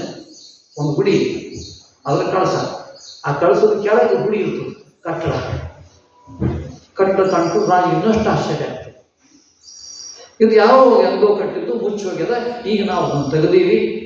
ಇದನ್ನು ಅವ್ರೊಳಗೆ ಏನದ ನೋಡ್ಬೇಕಲ್ಲ. ಗುಡಿ ಅಂತ ದೇವರು ಇರಲೇಬೇಕು, ದೇವರ ಮೂರ್ತಿ ಇರಲೇಬೇಕು. ಅಷ್ಟೇ ಅಲ್ಲ, ಗುಡಿ ಅಂತ ನಿಧಿನೂ ಇರ್ಬೇಕು. ಅದ್ರೊಳಗೆ ಯಾರು ಹೋಗಿ ನೋಡಿ ಬರ್ರಿ ಅಂತ ಜನರಿಗೆ ಹೇಳ್ತಾನ. ಆ ಜನರಿಗೆ ಯಾರು ಧೈರ್ಯ ಬರೋದಿಲ್ಲ. ಯಾಕಂದ್ರೆ ಗುಡಿಯೆಲ್ಲ ಮಣ್ಣೊಳಗೆ ಮುಚ್ಚಿ ಕತ್ತಲಾಗಿ ಬಿಟ್ಟಿರ್ತದ. ಹೆದರಿಕೆ ಅವರಿಗೆ, ಒಳಗೆ ಏನೋದನ್ನೋ ಗೊತ್ತಿಲ್ಲ, ದೇವರದನೋ ಭೂತದನೋ ಅಂತ ಕಾಡು ಪ್ರಾಣಿಗಳನ್ನೋ ವಿಷ ಪ್ರಾಣಿ ಗೊತ್ತಿಲ್ಲ. ಹೆದರಿ ಯಾರು ಹೋಗ್ಲಿಕ್ಕೆ ಹೋಗೋದಿಲ್ಲ, ಬೇಡ ಅಂತ ರಾಜನ ನೀವೇ ಏನೋ ಮಾಡ್ಕೊಳ್ರಿ ಅಂತ. ಆಗ ಅಲ್ಲಮ್ಮ ಮೊದಲೇ ನಾ ಹೇಳಿದ ಧೈರ್ಯದ ಮನುಷ್ಯ, ಗಟ್ಟಿ ಮನುಷ್ಯ, ನಿರ್ಧಾರ ನಿರ್ಧಾರ ಸರಿ ಮಾಡಬೇಕು. ಅವ ಹೇಳ್ತಾನ, ಹೆಂಗೂ ಕಾಮರದ ಸಟ್ಟು ದುಃಖ ಆಗಿ ಸಾಯ್ಬೇಕಂತ ಹೊಂಟೀನಿ, ಈಗ ನಾನು ಸತ್ರು ಅಷ್ಟೇ ಬಿಟ್ಟರು ಅಷ್ಟೇ, ಧೈರ್ಯ ಮಾಡಿ ಒಳಗೆ ಹೋಗೋಣ ಅಂಥೇಳಿ ಆ ಗುಡಿ ಒಳಗೆ ಮಣ್ಣೆಲ್ಲ ತೆಗೆದು ಕತ್ತಲೆ ಒಳಗೆ ಹೋಗ್ತಾನೆ. ಇದು ಅವನ ಜೀವನದಲ್ಲಿ ನಡೆದಂಥ ಅದ್ಭುತವಾದಂಥ ಘಟನೆ. ಹೋಗ್ತಾನೆ, ಒಳಗೆ ಹೋಗ್ತಾನೆ, ಇನ್ನಷ್ಟು ಪ್ರವೇಶ ಮಾಡ್ತಾನೆ. ಎಲ್ಲ ಕತ್ತಲೆ. ಆ ಕತ್ತಲೆ ನಡುವೆನೇ ಅವನಿಗೆ ಕಾಣಿಸೋದೇನಂದ್ರೆ ಒಂದು ವ್ಯಕ್ತಿನೂ ಅಲ್ಲಿಗೆ ಬರಂಗಿಲ್ಲ. ಒಂದು ಕಟ್ಟೆ ಮೇಲೆ ತಪೋಮಗ್ನಾಗಿರ್ತಕ್ಕಂಥ ಒಬ್ಬ ವ್ಯಕ್ತಿ. ಆ ವ್ಯಕ್ತಿ ಹೇಗಿದ್ದಾನೆ ಅಂತಂದ್ರೆ ಅವನ ಎಡಗೈಯೊಳಗೆ ಲಿಂಗದ ಇಷ್ಟಲಿಂಗವನ್ನು ನೋಡ್ತಾ ಏಕದೃಷ್ಟಿಯಿಂದ, ಕಾನ್ಸಂಟ್ರೇಷನ್ ಅಂತ ಏಕಾಗ್ರತೆಯಿಂದ ಅದ್ರ ಮೇಲೆ ಕಣ್ಣು ಹರಿಸ್ಯಾನ. ಅವನು ಮತ್ತೇನೂ ಇಲ್ಲ, ಕಣ್ಣು ಹರಿಸಿದ್ದಾನೆ. ಒಂದೇ ಸಲ ನೋಡ್ತಾ ಇದ್ದಾನೆ. ಅವನು ಎಷ್ಟು ದಿವಸ ನೋಡ್ತಾನೆ ಗೊತ್ತಿಲ್ಲ. ಇವನಿಗೆ ಒಂಥರ ಮೊದಲ ಗಾಬರಿ, ಯಾಕೆ ಎಂತ ನೋಡಿರೋದಿಲ್ಲ, ಗಾಬರಿ, ಯಾರು ಏನಪ್ಪ ಅಂತಿದ್ರು. ಇನ್ನೊಂಥರ ಕುತೂಹಲ, ಒಳ್ಳೆ ಕೊಡೋಣ, ಏನಾಗ್ತದೆ ಆಗಲಿ, ಒಳ್ಳೆದಾಗ್ಬೋದು ಕೆಟ್ಟದಾಗ್ಬೋದು. ಆ ಧೈರ್ಯದಿಂದ ಹೋಗಿ ಅವನ ಎದುರಿಗೆ ನಿಲ್ತಾನೆ. ನಿಂತು ಆ ಇಷ್ಟಲಿಂಗವನ್ನು ಅವನು ಪೂಜೆ ಮಾಡ್ತಕ್ಕಂಥ ಇಷ್ಟಲಿಂಗವನ್ನು ಮೌನವಾಗಿ ಮಾಡುವಂಥ ಪೂಜೆ ಅದು. ಆ ಲಿಂಗವನ್ನು ಅವನು ತಗೋತಾನೆ, ಹಿಂಗೆ ಒಡ್ಡತಾನೆ, ಕೈ ಒಡ್ಡತಾನ, ಅವ ಕೊಟ್ಟೆ ಬಿಡ್ತಾನೆ. ಯಾರಾದ್ರೂ ಒಂದು ತಗೊಳ್ಳಿ ಅಂತ ಕೂದವನು ತೋಳಿಗೆ ಬಂದ್ಮೇಲೆ ಕೊಡ್ಬೇಕಲ್ಲ, ಸಹಜವಾಗಿ ಹಿಂಗೆ ಕೊಡ್ತಾನ, ಇವ ತಗೋತಾನ. ತಗೊಂಡ ಕ್ಷಣದಲ್ಲಿಯೇ ಅವೇನು ಕೂತಿದ್ದಾನೆ, ಇಡೀ ದೇಹ ಇತ್ತಲ್ಲ, ಅದು ಒಂದು ಬೂದಿಯಾಗಿ ಹೋಗ್ಬಿಡ್ತದೆ. ಅಂದ್ರೆ ಒಬ್ಬ ಬಂದು ತೋಳಿಕ್ಕೆ ಕಾಯ್ತಾ ಇದ್ದಾವ, ಎಷ್ಟೋ ದಿವಸ ಕಾಯ್ತಿದ್ದ ಗೊತ್ತಿಲ್ಲ, ತರಸ್ ಕೊಟ್ಟ, ಅವ ಹೋಗ್ಬಿಟ್ಟ. ಅವನೇ ಗುಹೇಶ್ವರ. ಅಂದರೆ ಗುಹೆಯೊಳಗೆ ಹೋಗಿ ಈಶ್ವರನ ನೋಡಿದಾಗ ಯಾವ ಒಂದು ಕ್ಷಣದಲ್ಲಿ ಅವನಿಗೆ ಅಲ್ಲಮ, ನೋಡ್ರಿ ಅಲ್ಲಮ ಅಲ್ಲಿವರೆಗೂ ಅಲ್ಲಮ, ಆ ಲಿಂಗವನ್ನು ಹಿಡಿಯುವ ತನಕ ಅವನಿಂದ ತಗೊಂಡು ತನಕ ದೀಕ್ಷೆ ಆಗೋ ತನಕನೂ ಅವನು ಯಾರು ಅಲ್ಲ, ದುಃಖಿತ, ವಿರಹಿ, ನೋವು ಎಲ್ಲ. ಆ ಕ್ಷಣಕ್ಕೆ ಮಾತ್ರ ಅವನು ಅಲ್ಲಮನಲ್ಲ. ಏನವನು? ಪ್ರಭು. ಇದು ಅವನ ಕಥೆ. ಇದನ್ನ ಹರಿಹರ ಕವಿ ಪ್ರಭುದೇವರ ರಗಳೆಯೊಳಗೆ ಹೇಳ್ತಕ್ಕಂಥ ಕಥೆ. ಇದು ಒಂದು ಭಾಗ. ಅಲ್ಲಮ ಪ್ರಭುವ. ಅದು ಮುಂದಿನ ಕಥೆ ಆಮೇಲೆ ಹೇಳ್ತೇನೆ. ಅದಕ್ಕಿಂತ ಮುಂಚೆ ಇನ್ನೊಂದು ಏನು ಹೇಳ್ಬೇಕಂತಂದ್ರೆ, ಇದೇ ಕಥೆಯನ್ನ ಚಾಮರಸ ಗುರುಗಳು ಚಾಮರಸನ ಪ್ರಭುಲಿಂಗ ರೀತಿಯನ್ನ ನಮ್ಮ ಗದಗಿನಲ್ಲಿ ಪ್ರವಚನ ಮಾಡುವಾಗ ನಾನು 4 ಸಲ ಹೋಗಿ ಕೇಳಿದ್ದೀನಿ. ಅದಕ್ಕೂ ಕೂಡ ಆಶ್ಚರ್ಯ ಅನ್ನಿಸ್ತದೆ. ಕಣ್ಣಿಲ್ಲ ಹ್ಯಾಂಗೆ ಇವ್ರು ಹೇಳ್ತಾರೆ. ನಾವು ಕಣ್ಣಿದ್ದು ಪುಸ್ತಕ ಓದಂಗಿಲ್ಲ, ಇವರು ಪುಸ್ತಕ ಓದುವುದಲ್ಲ, ಆ ಪುಸ್ತಕವನ್ನು ಎಲ್ಲರಿಗೂ ಹೇಳ್ತಾರಲ್ಲ, ಪ್ರವಚನ ಮಾಡ್ತಾರಲ್ಲ. ಅವಾಗ ನನಗೆ ಅಲ್ಲಮ ಪ್ರಭುವಿನ ಆ ಚಾಮರಸ ಅಲ್ಲಮ ಪ್ರಭು ಆ ಪ್ರಭುಲಿಂಗನಿಗೆ ಕವಿತೆ ವಿಶೇಷತೆ ಗೊತ್ತಾಗ್ತದೆ. ಎಮ್ಮೆದಾಗ ಓದಿದ್ವಿ, ಪರೀಕ್ಷೆ ಎಷ್ಟು ಓದಕ್ಕೆ ಅಷ್ಟು ತಿಳ್ಕೊಂಡಿವಿ, ಅಷ್ಟೇ ನಾವು ಬಂದು ಬರ್ಬಿಡ್ತೀವಿ. ಆದರೆ ಪ್ರಭುಲಿಂಗ ಲೀಲೆ ಅದಲ್ಲ, ಪ್ರಭು ಲಿಂಗ ಲೀಲೆ. ಅಲ್ಲಮ ಪ್ರಭುವಿನ ಲಿಂಗ ಲೀಲಾ ವಿಲಾಸ. ಅವನ ಜೀವನದೊಳಗೆ 2 ಭಾಗ ಬರ್ತಾವೆ ಚಾಮರಸನ ಪ್ರಕಾರ. ಒಂದು ಆತ್ಮೋದ್ಧರಣ ಭಾಗ, ಇನ್ನೊಂದು ಆನಂದೋದ್ಧರಣ ಭಾಗ. 1111 ಭಾವಿನಿ ಶೆಟ್ಟಿ ಬರೆದಿರ್ತಕ್ಕಂಥ ಕಾವ್ಯ. ಈ ಮಾತನ್ನ ಯಾಕೆ ಹೇಳ್ತೀನಿ ಅಂತಂದ್ರೆ, ಕನ್ನಡ ಸಾಹಿತ್ಯದೊಳಗೆ ಪ್ರಭು ಅಲ್ಲಮ ಪ್ರಭು ಏನಿದ್ದಾರಲ್ಲ ಆ ವಚನಕಾರನ ಹೌದು, ಆ ವಚನಕಾರನ ಬಗ್ಗೆ ಬರೆದಂಥ ಚಾಮರಸನ ಪ್ರಭುಲಿಂಗ ಕೂಡ ಬಹಳ ಮಹತ್ವದ್ದು. 2 ವಿಶೇಷ ಇದೆ. ಚಾಮರಸ ಅಂತಂದ್ರೆ ನಮ್ಮ ಗದಗಿನ ಕುಮಾರವ್ಯಾಸನ ಸಮಕಾಲೀನ, ಇಬ್ಬರು ಗೆಳೆಯರು. ಅವ್ರ ದಿಕ್ಕು ಬೇರೆ. ಅವ ನೋಡಿದ ಜ್ಞಾನದ ದಿಕ್ಕು ಬೇರೆ, ಇವ ನೋಡಿದ ಜ್ಞಾನದ ದಿಕ್ಕು ಬೇರೆ. ದಿಕ್ಕು ಬೇರೆ ಇದ್ರು ಸಹಿತ ಅವೆರಡು ನಮ್ಗೆ ಸಂಬಂಧಪಟ್ಟಾವ. ಯಾಕೆ ಜಗತ್ತಿನೊಳಗೆ ದಿಕ್ಕು ಬೇರೆ ಬೇರೆ ಇರ್ತಾವ, ಒಂದೇ ಇಲ್ಲ. ಇಂಥ ಒಂದು ಕಾವ್ಯ ಪ್ರಭುಲಿಂಗ ಲೀಲೆಯನ್ನು ಬರೆದಲ್ಲ. ಆ ಪ್ರಭುಲಿಂಗ ಲೀಲೆಯೊಳಗಿರುವ ಒಂದು ಕಥೆ ಏನಂತಂದ್ರೆ ಅಲ್ಲಮ ಪ್ರಭುವಿನ ಕಥೆ. ಆ ಕಥೆಯನ್ನ ಚಾಮರಸ ನಾ ಏನು ಹೇಳಿದ್ದೇನೆ ಈಗ ಹಂಗೆ ಹೇಳೋದಿಲ್ಲ. ಕಾಮರತಿಯಿಂದ ವಿರಹಿಯಾಗಿ ಅವನು ನೋವು ಅನುಭವಿಸಿ ಇಂಥ ಒಂದು ಘಟನೆಯೊಳಗೆ ಅವನು ಪ್ರಭು ಆದ ಅಂತ ಹೇಳ್ತಕ್ಕಂಥದ್ದು ಹರಿಹರನ ಕಥೆ. ಹರಿಹರ ಹೇಳೋ ಕಥೆ ಅದು ಹೇಳ್ಬೋದು. ಮಹಾಮಹಿಮರ ಕಥೆಯನ್ನು ಒಬ್ಬರು ಒಂದೇ ರೀತಿ ಹೇಳಿಕ್ ಬರಂಗಿಲ್ಲ. ಉದಾಹರಣೆ ರೀತಿ ಹೇಳ್ಬೋದು. ಗಾಂಧಿ ಕಥೆಯನ್ನು ಅನೇಕ ರೀತಿ ಹೇಳ್ತಾರೆ. ಹೇಳಿ, ಚಾಮರಸನ ಪ್ರಭುಲಿಂಗರೊಳಗೆ ಏನದು ಅಂತಂದ್ರೆ, ಅಲ್ಲಮ ಪ್ರಭು ಹುಟ್ಟ ವಿರಕ್ತ, ಹುಟ್ಟ ಪೂರ್ವ ಜನ್ಮದಿಂದಲೇ ಅವನಿಗೆ ಆ ಪುಣ್ಯ ಬಂದ್ಬಿಟ್ಟರು. ಅವನು ಗಣೇಶ್ವರನಾಗಿದ್ದ. ಗಣೇಶ್ವರನಾಗಿ ಇಲ್ಲಿ ಒಂದು ವಿಶೇಷವಾದ ಕೆಲಸಕ್ಕೆ ಇಲ್ಲಿ ಭೂಮಿಗೆ ಬಂದಂಥ ಮನುಷ್ಯ ಅಲ್ಲ. ಮದ್ದಳೆ ಬಾರಿಸ್ತಾನೆ, ಹೌದು ಅಷ್ಟೇ. ಆಗ ವಿಶೇಷ ಏನು ಅಂತಂದ್ರೆ, ಈ ಮದ್ದಳೆ ಬಾರಿಸುವ ಅಲ್ಲಮನನ್ನ ಕಳಿಸಿದಂತಹ ಪಾರ್ವತಿ ಅವನನ್ನು ಸೋಲಿಸಬೇಕು ಅಂತಂತ ಅವನು ಕೂಡ ವಿರಕ್ತನಾಗಿ ಅನುರಕ್ತನಾಗಿ ಕೆಡಬೇಕು. ಅವ ಕೆಡಂಗಿಲ್ಲ ಅಂಥೇಳಿ ಪಾರ್ವತಿಯ ಗಂಡ ಪರಮೇಶ್ವರ ಅವ ಕೆಡುವುದಿಲ್ಲ. ನೀ ಕೆಡಿಸ್ಬೇಕಂತ ಮಾಡಿದ್ರು ಪ್ರಯತ್ನ ಆಗುದಿಲ್ಲ, ಅದು ಮಾಡಂತ ಹೇಳ್ತಾನ. ಅದೊಂದು ನಾಟಕ ನಡೀತದೆ. ಅವನ ಜೀವನ ನಡೀತಕ್ಕಂಥ ನಾಟಕಕ್ಕೆ ಅದಕ್ಕೆ ಮಾಯಾ ಕೋಲಾಹಲ ಅಂತ ಮಾಡ್ತಾರೆ.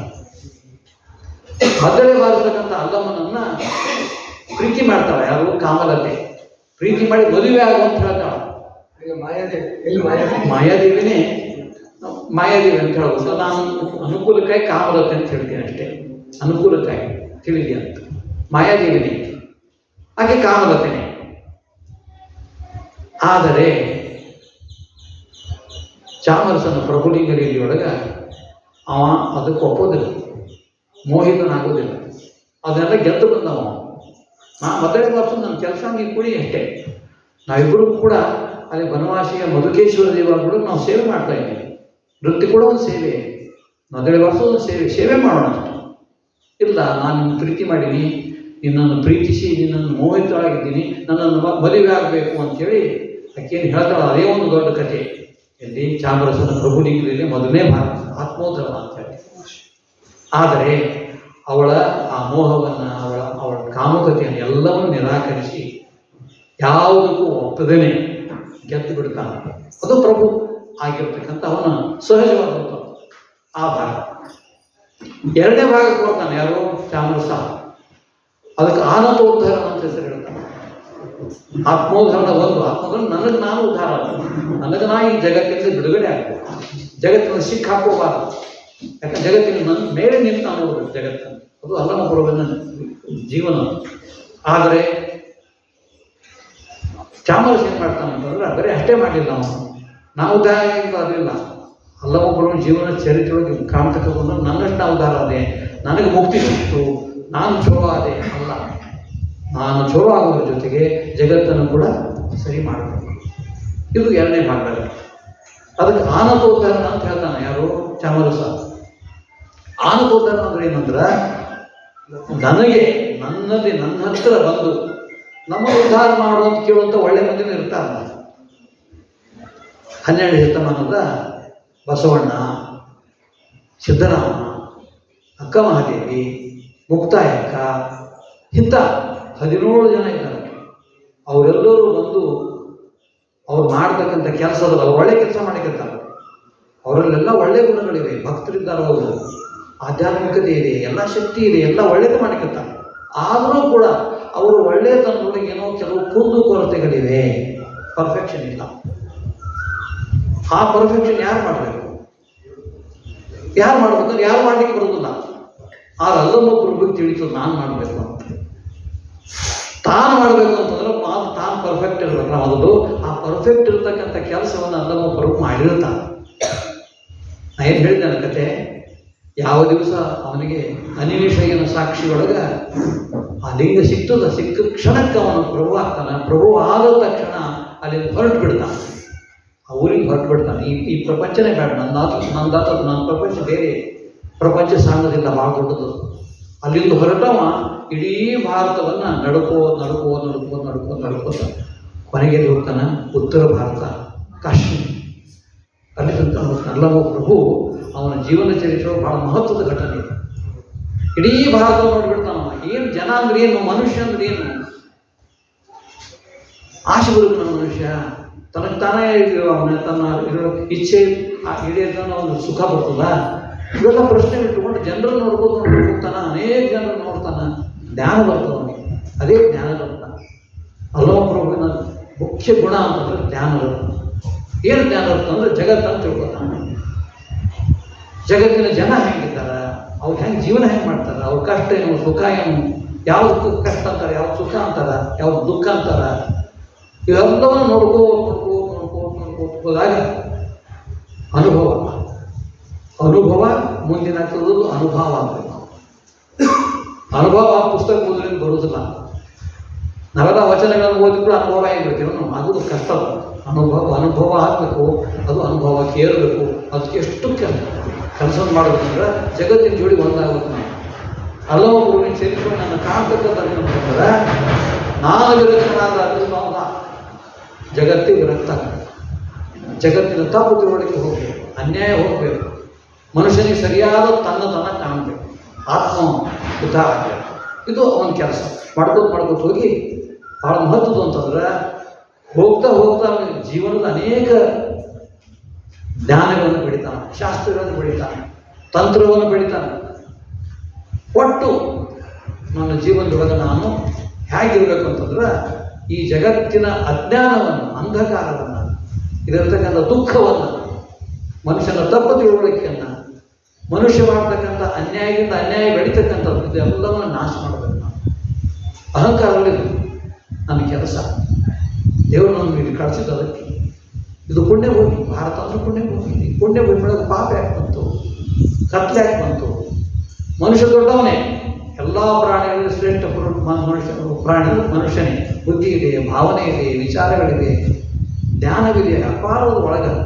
ಅಪಾರವನ್ನು ಅಲ್ಲೇ ಮುಚ್ಚಿಟ್ಕೊಂಡು ಇವರು ಸತ್ತು ಹೋಗಿ ಮತ್ತು ಹೊಳ್ಳಾಡ್ಲಿಕ್ಕಂತಾರಲ್ಲ, ಏನು ಮಾಡ್ಬೇಕಿದೆ? ಇಲ್ಲ, ಆ ಒಳಗಿಂದ ಒಳ್ಳೆಯದನ್ನು ಹೊರಗೆ ತೆಗಿಬೇಕು, ತೆಗೆದು ಅವರನ್ನು ತೋರಿಸ್ಬೇಕು, ಕಂಡಿ ತೋರಿಸ್ಬೇಕು. ಅವರು ಈ ಕಂಡಿ ತೋರಿಸೋ ಕೆಲಸ ಮಾಡ್ಬೇಕಾದ್ರೆ ನಾನು ಮೊದಲ ಆ ಒಂದು ಕಂಡೆ ಆಗೋಣ. ಆದ್ದರಿಂದ ಅವನು ಕಾಶ್ಮೀರಕ್ಕೆ ಹೋಗಿ ಕಾಶ್ಮೀರದೊಳಗಿರ್ತಕ್ಕಂಥ ಎಲ್ಲ ಆಗಿನ ಕಾಲದ ಎಲ್ಲ ಜನರನ್ನು, ಒಳ್ಳೊಳ್ಳೆ ಶ್ರೇಷ್ಠ ಜನರನ್ನು ಅವ ಭೇಟಿ ಆಗ್ತಾನೆ, ಮಾತಾಡ್ತಾನ, ಅವ್ರ ಜೊತೆ ಚರ್ಚೆ ಮಾಡ್ತಾನ, ಅವ್ರಿಗೆ ಏನಾದರೂ ಒಳ್ಳೆ ತಗೋತಾನ. ತನ್ನನ್ನು ಅವರಿಗೆ ಒಪ್ಪಿಸ್ತಾನೆ. ಈಗ ಅನೇಕ ಅನುಭವಗಳು ಅವನ ಜೀವನದೊಳಗೆ ಆಗ್ತವೆ ಅನ್ನೋದನ್ನು ನೋಡಿ ಕೊನೆಗೆ ಬಹುಶಃ ಒಂದು 60-70 ವರ್ಷ ಆಗಿರ್ಬೇಕು. ಆಗ ಅಷ್ಟು ಆಗ್ತದೆ ಗೊತ್ತಿಲ್ಲ, ಹೇಳಲಿಕ್ಕೆ 50 ವರ್ಷ ಅಂತೂ ಆಗಿರ್ಬೇಕು. ಇನ್ನೂ ಜಾಸ್ತಿ 50-60-70 ಇರಬೇಕು, ಆಗಿರ್ಬೇಕು. ಇಷ್ಟೆಲ್ಲ ಅನುಭವ ಮೇಲೆ ನನ್ನ ಸಾರ್ಥಕತೆ ಅಲ್ಲಮ್ಮ ಅಂತ ನಾನು ಕನ್ನಡಿಗ, ನಾನು ಕನ್ನಡ ದೇಶದವ, ನನ್ನ ಸಾರ್ಥಕತೆ ಎಲ್ಲಿದೆ ಪ್ರಶ್ನೆ ಬರ್ತದೆ. ಏನೇನೋ ಮಾಡ್ಕೊತ ಹೋಗೋಕ್ಕಿಂತ ಒಂದು ನಿರ್ದಿಷ್ಟವಾದದ್ದೊಂದು ಮಾಡಬೇಕು. ಅದಕ್ಕೆ ಅವನೇನು ಮಾಡ್ತಾನಂದ್ರೆ ಅಲ್ಲಿಂದ ಬಂದು ಅಲ್ಲಿ ಹೋದಾಗ ಹೌದು ಇಲ್ಲಿ ಎಲ್ಲ ವಿಚಾರಗಳು ಗೊತ್ತಾಗ್ತಾವೆ.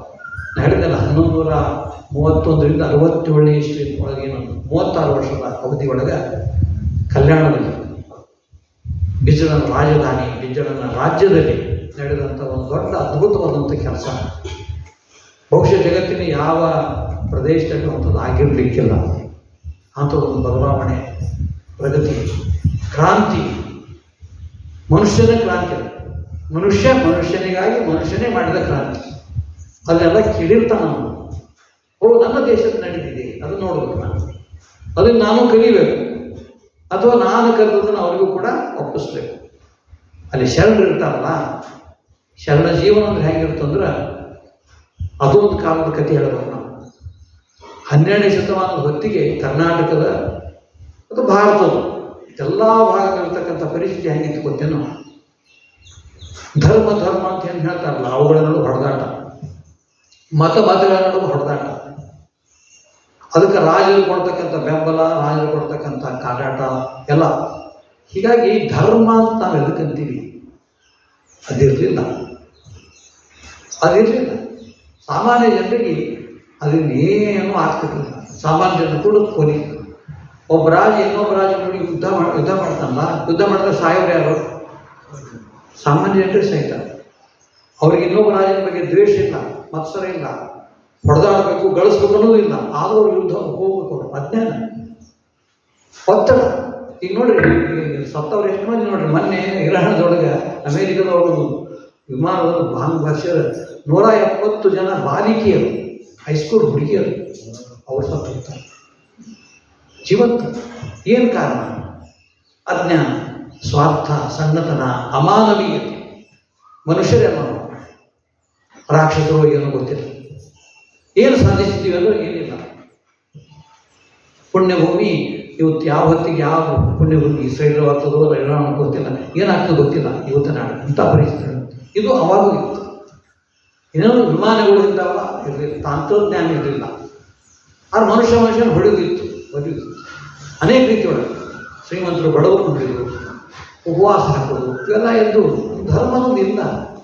ಧರ ಏವ ಧರ್ಮ ಅಂತ ಹೇಳ್ತೀವಿ.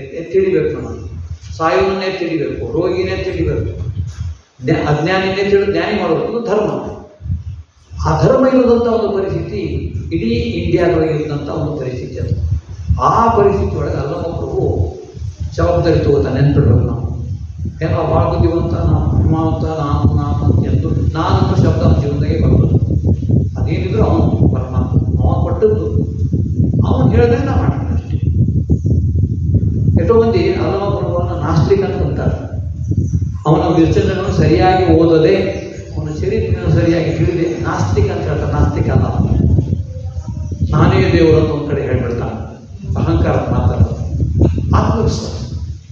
ಆತ್ಮವಿಶ್ವಾಸ ಏನಿದೆ ಅಲ್ಲಿ ಜ್ಞಾನಕ್ಕೆ ಒಂದು ಬೆಳಕು, ಹೊಸ ಬೆಳಕು ಬರ್ತದೆ. ಮತ್ತು ಜ್ಞಾನ ಕ್ರಿಯಾಶೀಲ ಆಗ್ತದೆ. ಅಲ್ಲೊಬ್ಬರು ಮಾಡಿದ್ದೇನೆಂದರೆ ಕ್ರಿಯಾಶೀಲತೆ. ಕನ್ನಡ ನಾಡಿಗೆ ಬರ್ತಾನೆ, ತನ್ನ ನಾಡಿಗೆ, ತನ್ನ ಊರಿಗೆ ಬರ್ತಾನೆ. ತನ್ನ ಬಂಧುಗಳು ಅಂತ ಏನಿದ್ದಾರಲ್ಲ, ಶಿವಶರಣರು ಮಾಡಿದ್ದೇನು ಅಂತಂದ್ರೆ ಈ ಕೆಟ್ಟ ಹೋದಂಥ ವಾತಾವರಣ, ಜೀವನ, ಸಮಾಜ, ರಾಜಕೀಯ, ಶಿಕ್ಷಣ ಎಲ್ಲ ಕೆಟ್ಟ ಹೋಗ್ಬಿಟ್ಟು ಯಾರನ್ನ ಹ್ಯಾಂಗೆ ಹಿಡಿಬೇಕು, ಜೀವನ ಹ್ಯಾಂಗೆ ಮಾಡ್ಬೇಕು, ಹ್ಯಾಂಗೆ ಜೀವನ ಅಂದಾಗ ಶರಣರು ಏನನ್ನು ಯಾವ ತತ್ವಗಳನ್ನು ಅದು ಹೇಳಿದ್ರಲ್ಲ, ದಾಸೋಹ, ಕಾಯಕ, ಈಗ ಒಂದು ಎರಡನ್ನೂ ನಾವು ಮಾಡಿ ಸಾಯುವ ಬದುಕನ್ನು ಬದುಕಿಸ್ಬೇಕು. ಸಾಯುವ ಜೀವನಕ್ಕೆ ಒಂದು ಹೊಸ ಕೊಡಬೇಕು, ಅಮೃತ ಕೊಡಬೇಕು. ಆ ಕೆಲಸ ನಡೆಸಿದ್ರು ಅವರು. ಒಬ್ಬೊಬ್ಬ ರೀತಿ ಒಂದೊಂದು ಬೇರೆ, ಯಾರು ಒಬ್ಬರಂಗೆ ಒಬ್ರು ಇಲ್ರಿ. ಆಧ್ಯಾತ್ಮ ಇದೆ. ಆಧ್ಯಾತ್ಮ ಅಂತಂದ್ರೆ ಬರೀ ಹೇಳ್ಕೊಂಡು ಹೋಗ್ತಕ್ಕಂಥದ್ದಲ್ಲ. ನನ್ನ ಮುಕ್ತಿ ನಾನು ನೋಡೋದಲ್ಲ, ಆಧ್ಯಾತ್ಮ ಎಲ್ಲರ ಮುಕ್ತಿ ನೋಡಬೇಕು. ಇದು ಮಾಡುವಾಗ ಅನೇಕ ತಪ್ಪು ತಿಳುವಳಿಕೆಗಳು ಬರ್ತಾವೆ. ಅರೆ ಜ್ಞಾನ ಇವೆಲ್ಲವನ್ನೂ ನಿವಾರಣೆ ಮಾಡಬೇಕಂತ ಹಲವೊಬ್ಬರಿಗೆ ಅನಿಸ್ತು. ಅವ್ರಲ್ಲಿ ಇರ್ತಕ್ಕಂಥ ಅಜ್ಞಾನ, ಬಸವಣ್ಣನ ಅಜ್ಞಾನ ಇತ್ತು, ಸಿದ್ದರಾಮನಲ್ಲಿ ಅಜ್ಞಾನ ಇತ್ತು, ಮುಕ್ತಾಯಕ್ಕೆ ಅಂತ ಹೆಣ್ಮಗಳಿಗೂ ಅಜ್ಞಾನ ಇತ್ತು. ಒಳ್ಳೆಯವರು, ಭಕ್ತರು, ಪರಮಪುರುಷರು, ಸಂಶಯ ಇಲ್ಲ, ಅವರಲ್ಲಿ ಯಾವ ದೋಷಗಳೂ ಇಲ್ಲ. ಆದರೂ ಕೂಡ ಇದೆ ಏನದು ಅಜ್ಞಾನ, ತಪ್ಪು ತಿಳುವಳಿಕೆ. ನನಗೂ ಈ ಜೀವನಕ್ಕಿರ್ತಕ್ಕಂಥ ಸಂಬಂಧ, ನನಗೂ ಮತ್ತು ಪರಮಾತ್ಮಗಿರ್ತಕ್ಕಂಥ ಸಂಬಂಧ ಅಂತ ಇದು ಜ್ಞಾನ.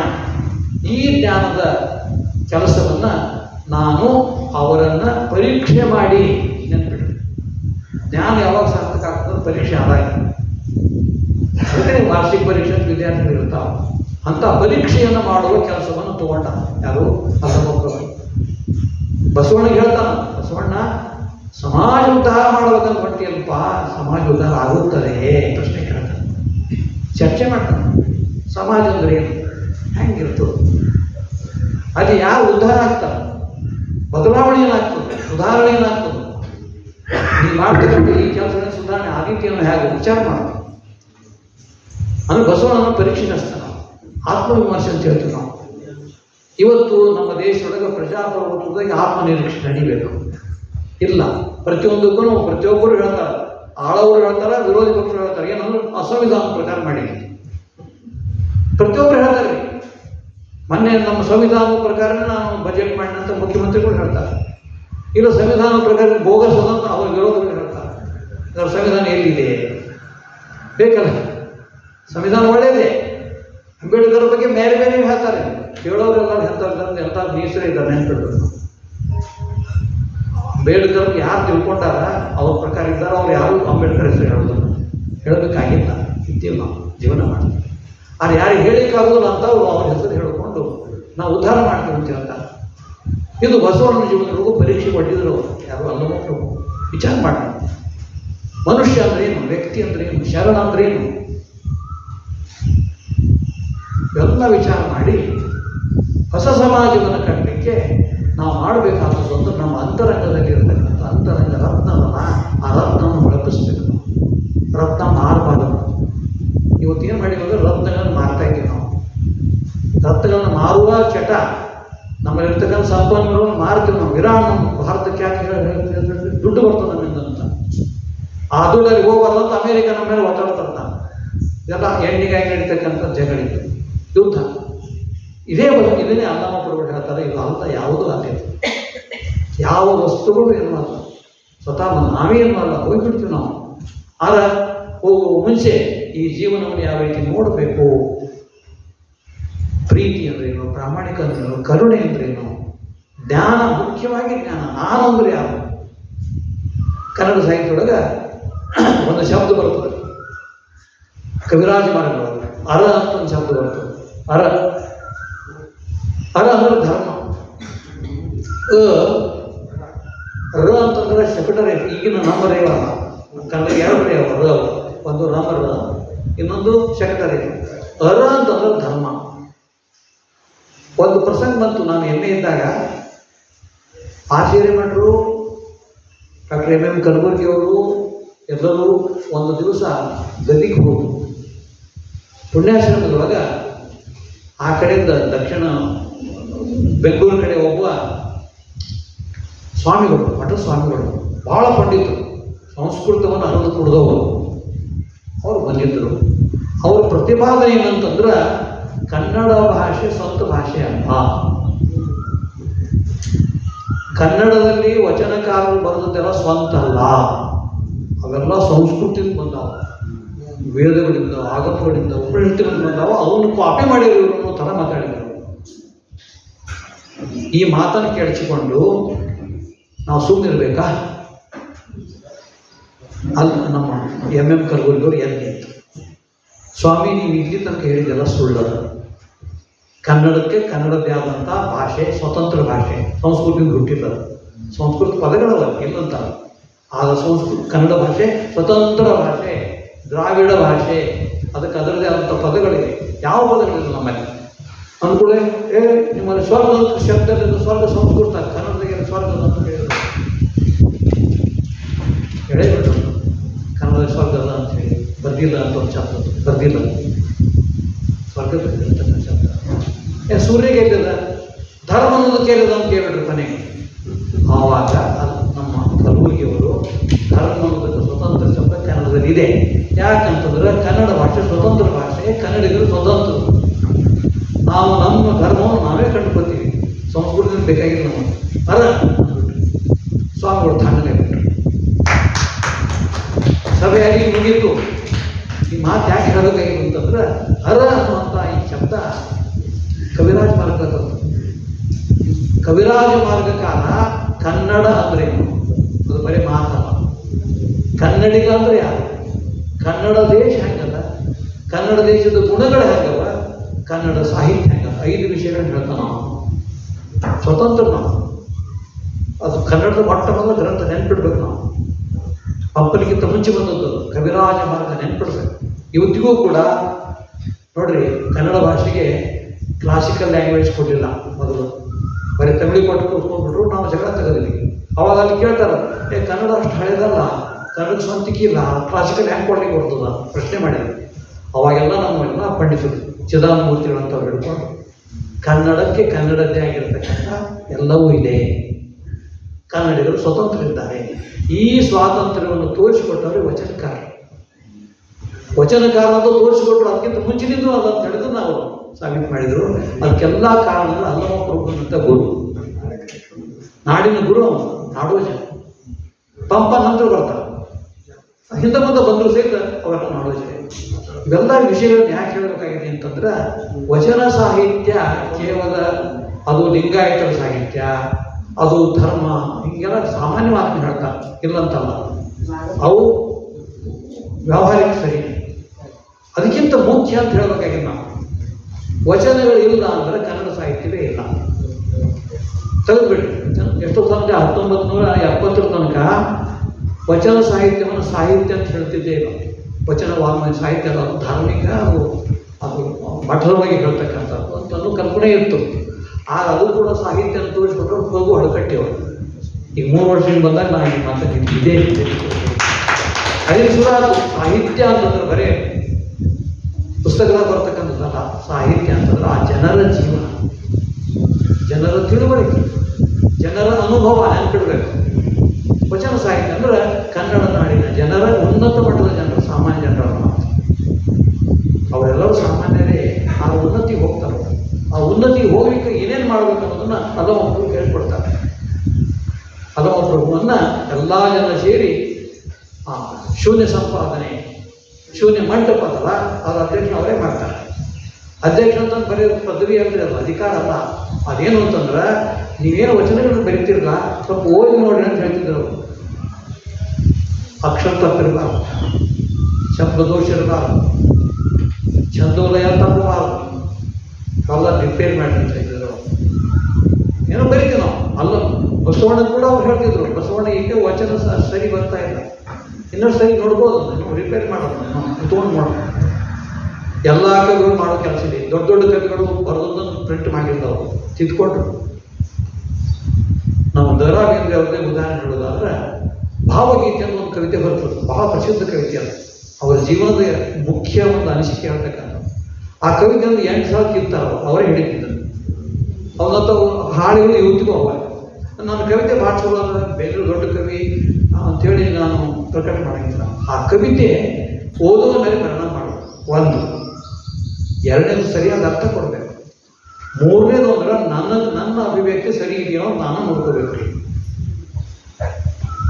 ಅದಕ್ಕೆ ಅವ್ರು ಏನು ಮಾಡ್ತಾರೆ, ಬಳಸಿದ ಶಬ್ದ ತೆಗಿತಾರೆ, ಸರಿ ಇಲ್ಲ, ಇದಿರ್ಬೇಕು, ಇದು ಈ ಸಾಲು ಹಿಂಗಿರ್ಬೇಕು, ಹೀಗೆ ತಿದ್ದುಪಡಿ ಮಾಡ್ತಾರೆ. ಬಸವಣ್ಣನವರು ಅಲ್ಲಮಪ್ರಭುಗಳ ನೇತೃತ್ವದೊಳಗ ವಚನಗಳೆಲ್ಲ ತಿದ್ಕೊಂಡ್ರು, ಸರಿ ಬರ್ಕೊಂಡು, ಸರಿ ಬರೆದ ಮೇಲೆ ಮಂದಿಗೆ ಓದ್ಲಿಕ್ಕೆ ಹೇಳ್ತಾರೆ. ಈ ಎಲ್ಲ ಕೆಲಸ ಮಾಡಿದವರು ಅಲ್ಲಮಪ್ರಭುಗಳು. ಅಂದರೆ ಅಲ್ಲಮಪ್ರಭು ನಾಡಿನ ಗುರು, ಕನ್ನಡದ ಗುರು ಮತ್ತು ಎಲ್ಲ ವಚನಕಾರರ ಶರಣರ ಮೇಲಿನ ಗುರು. ಅದಕ್ಕೆ ಪ್ರಭು. ಹೀಗೆ ಪ್ರಭು ಆಗಬೇಕಾಗಿದ್ರೆ ಅದು ಅಸಾಮಾನ್ಯ ರೀತಿಯೊಳಗೆ ಆಗ್ತದೆ. ಸಹಜ ಆಗಿದೆ. ಸಹಜತೆ, ಕಷ್ಟ ನಷ್ಟ ಎದುರಿಸಿ ಅದನ್ನು ಮೀರಿ ಈ ಜಗತ್ತು ಸುಂದರವಾಗಿದೆ, ಅಲ್ಲಮಕ್ಕಳು ಹೇಳ್ತಕ್ಕಂಥ ಜಗತ್ತು ಎಷ್ಟು ಚಂದ, ಜನ ಎಷ್ಟು ಚಂದಿದ್ದಾರೆ. ಮನುಷ್ಯ ಎಲ್ಲ ಪ್ರಾಣಿಗಳು ಮನುಷ್ಯ ಸುಂದರವಾದ ಪ್ರಾಣಿ. ಆ ಸೌಂದರ್ಯಕ್ಕೆ ಏನು ಬರ್ತದೆ ಹೇಳ್ರಿ? ಕೆಟ್ಟ ಬರ್ತದೆ, ವಿಕಾರ ಆಗ್ತದೆ. ಮನುಷ್ಯ ತನ್ನ ಮನಸ್ಸನ್ನು ತಾನೇ ಕೆಟ್ಕೊತಾನೆ. ಈ ಮನಸ್ಸನ್ನು ಯಾಕೆ ಕೆಡಿಸ್ಕೋಬೇಕು ನಾವು? ಈ ಮನುಷ್ಯ ನಮ್ಮನ್ನು ನಾವು ತಿಳ್ಕೊಳ್ಳೋದು. ತನ್ನ ಅರಿವೆ ತನಗೆ ಗುರು. ಅಲ್ಲಮಕ್ಕಳು ಹೇಳಿದಂಥ ಮಾತು ಭಾಳ ದೊಡ್ಡ ಮಾತು. ನನ್ನನ್ನು ನಾ ತಿಳ್ಕೊಬೇಕು. ನನ್ನನ್ನು ನಾವು ಸರಿಯಾಗಿ ತಿಳ್ಕೊಂಡ್ಬಿಟ್ರೆ ಇನ್ನೊಬ್ಬರ ಹಂಗ ಬೇಕಾಗಿಲ್ಲ. ದೇವರು ನಮಗೇನು ಮಾಡೋದು? ಏನೂ ಮಾಡೋದು. ಹುಟ್ಟಿಸಿದ್ದಾನಂತೆ, ಇದ್ದಾನೆ, ಹುಟ್ಟಿಸಿದ್ದಾನೆ. ಜವಾಬ್ದಾರಿ ಆಗ್ತದೆ. ಬದುಕನ್ನು ಮಾಡೋದು ಜವಾಬ್ದಾರಿ ಆಗ್ತದೆ. ಆ ಬದುಕನ್ನು ಜವಾಬ್ದಾರಿ ತಗೊಂಡು ನಾನು ಪ್ರತಿಯೊಬ್ಬನು ಕೂಡ ಜವಾಬ್ದಾರಿ ತಗೊಳ್ಳೇಬೇಕು. ನಾವು ಅಜ್ಞಾನಿ ಇದ್ದೀವಿ, ಜ್ಞಾನಿ ಆಗ. ಅಜ್ಞಾನ ದುಃಖ ಬರ್ತದ, ವ್ಯಸನ ಬರ್ತದ, ಎಲ್ಲ ಇನ್ನೇನು ಕೆಟ್ಟ ಬರ್ತವೆ, ಎಲ್ಲ ಬರ್ತಾವೆ. ಆದ್ದರಿಂದ ಜೀವನವನ್ನು ಆನಂದದಿಂದ ಕಳೀಬೇಕು ಅನ್ನೋದು ಅವರು ಆನಂದದಿಂದ ಕಳೆದರು. ಅವರಿಗೆ ಕ್ರೋಧ ಇತ್ತು. ಕ್ರೋಧ ಕೆಟ್ಟದ್ದಕ್ಕಲ್ಲ. ಕ್ರೋಧ ಎದಕ್ಕಂದ್ರೆ ಅನ್ಯಾಯದ ವಿರುದ್ಧ ಕ್ರೋಧ. ಆ ಕ್ರೋಧವನ್ನು ತೋರಿಸಿ ಅನ್ಯಾಯ ನಿವಾರಣೆ ಮಾಡಿದ್ರೆ ನಾನು ಸಮಾಧಾನ. ಕೊನೆದಾಗ ಒಂದು ಮಾತು ಹೇಳ್ತೀನಿ. 1131ರಿಂದ 67ರವರೆಗೆ 36 ವರ್ಷದ ಸಮಾಜ ಇತ್ತ. ವಚನ ಸಮಾಜ ಅಂತ ಹೇಳ್ತೀವಿ. ವಚನ ವಾಂಗ್ಮಯ ಸಮಾಜ. ಇವತ್ತಿಗೂ ಕೂಡ ನಾವು ಅದನ್ನು ನೆನಪಿಟ್ಕೊಂಡಿದ್ದೀವಿ, ಅನುಕರಣೆ ಮಾಡ್ತಾ ಇದ್ದೀವಿ. ಗುರುಗಳಾದಂಥವ್ರು ಅದನ್ನೇ ಮೇಲಿಂದ ಮೇಲೆ ತೋರಿಸ್ತಾ ಇದ್ದಾರೆ.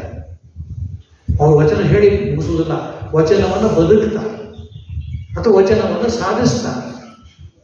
ಇಂಥ ಸಾಧನೆ ಮಾಡಿದಂಥ ಅಲ್ಲಮಪ್ರಭು ಮಾಡಿದಂಥ ಮಹತ್ವದ ಕೆಲಸ ಅಂತ ಈಗ ನಾವು ಹೇಳಬೇಕು. ಗೊತ್ತು ಯುದ್ಧದ ಕಾಲದಲ್ಲಿ ಏನಂದ್ರೆ ಶರಣರನ್ನ ಮತ್ತು ವಚನಕಾರರನ್ನ ರಾಜಕೀಯ ಗೊಂದಲದಲ್ಲಿ ನಾಶ ಮಾಡಲಿಕ್ಕೆ ಶುರು ಮಾಡಿದ್ರು.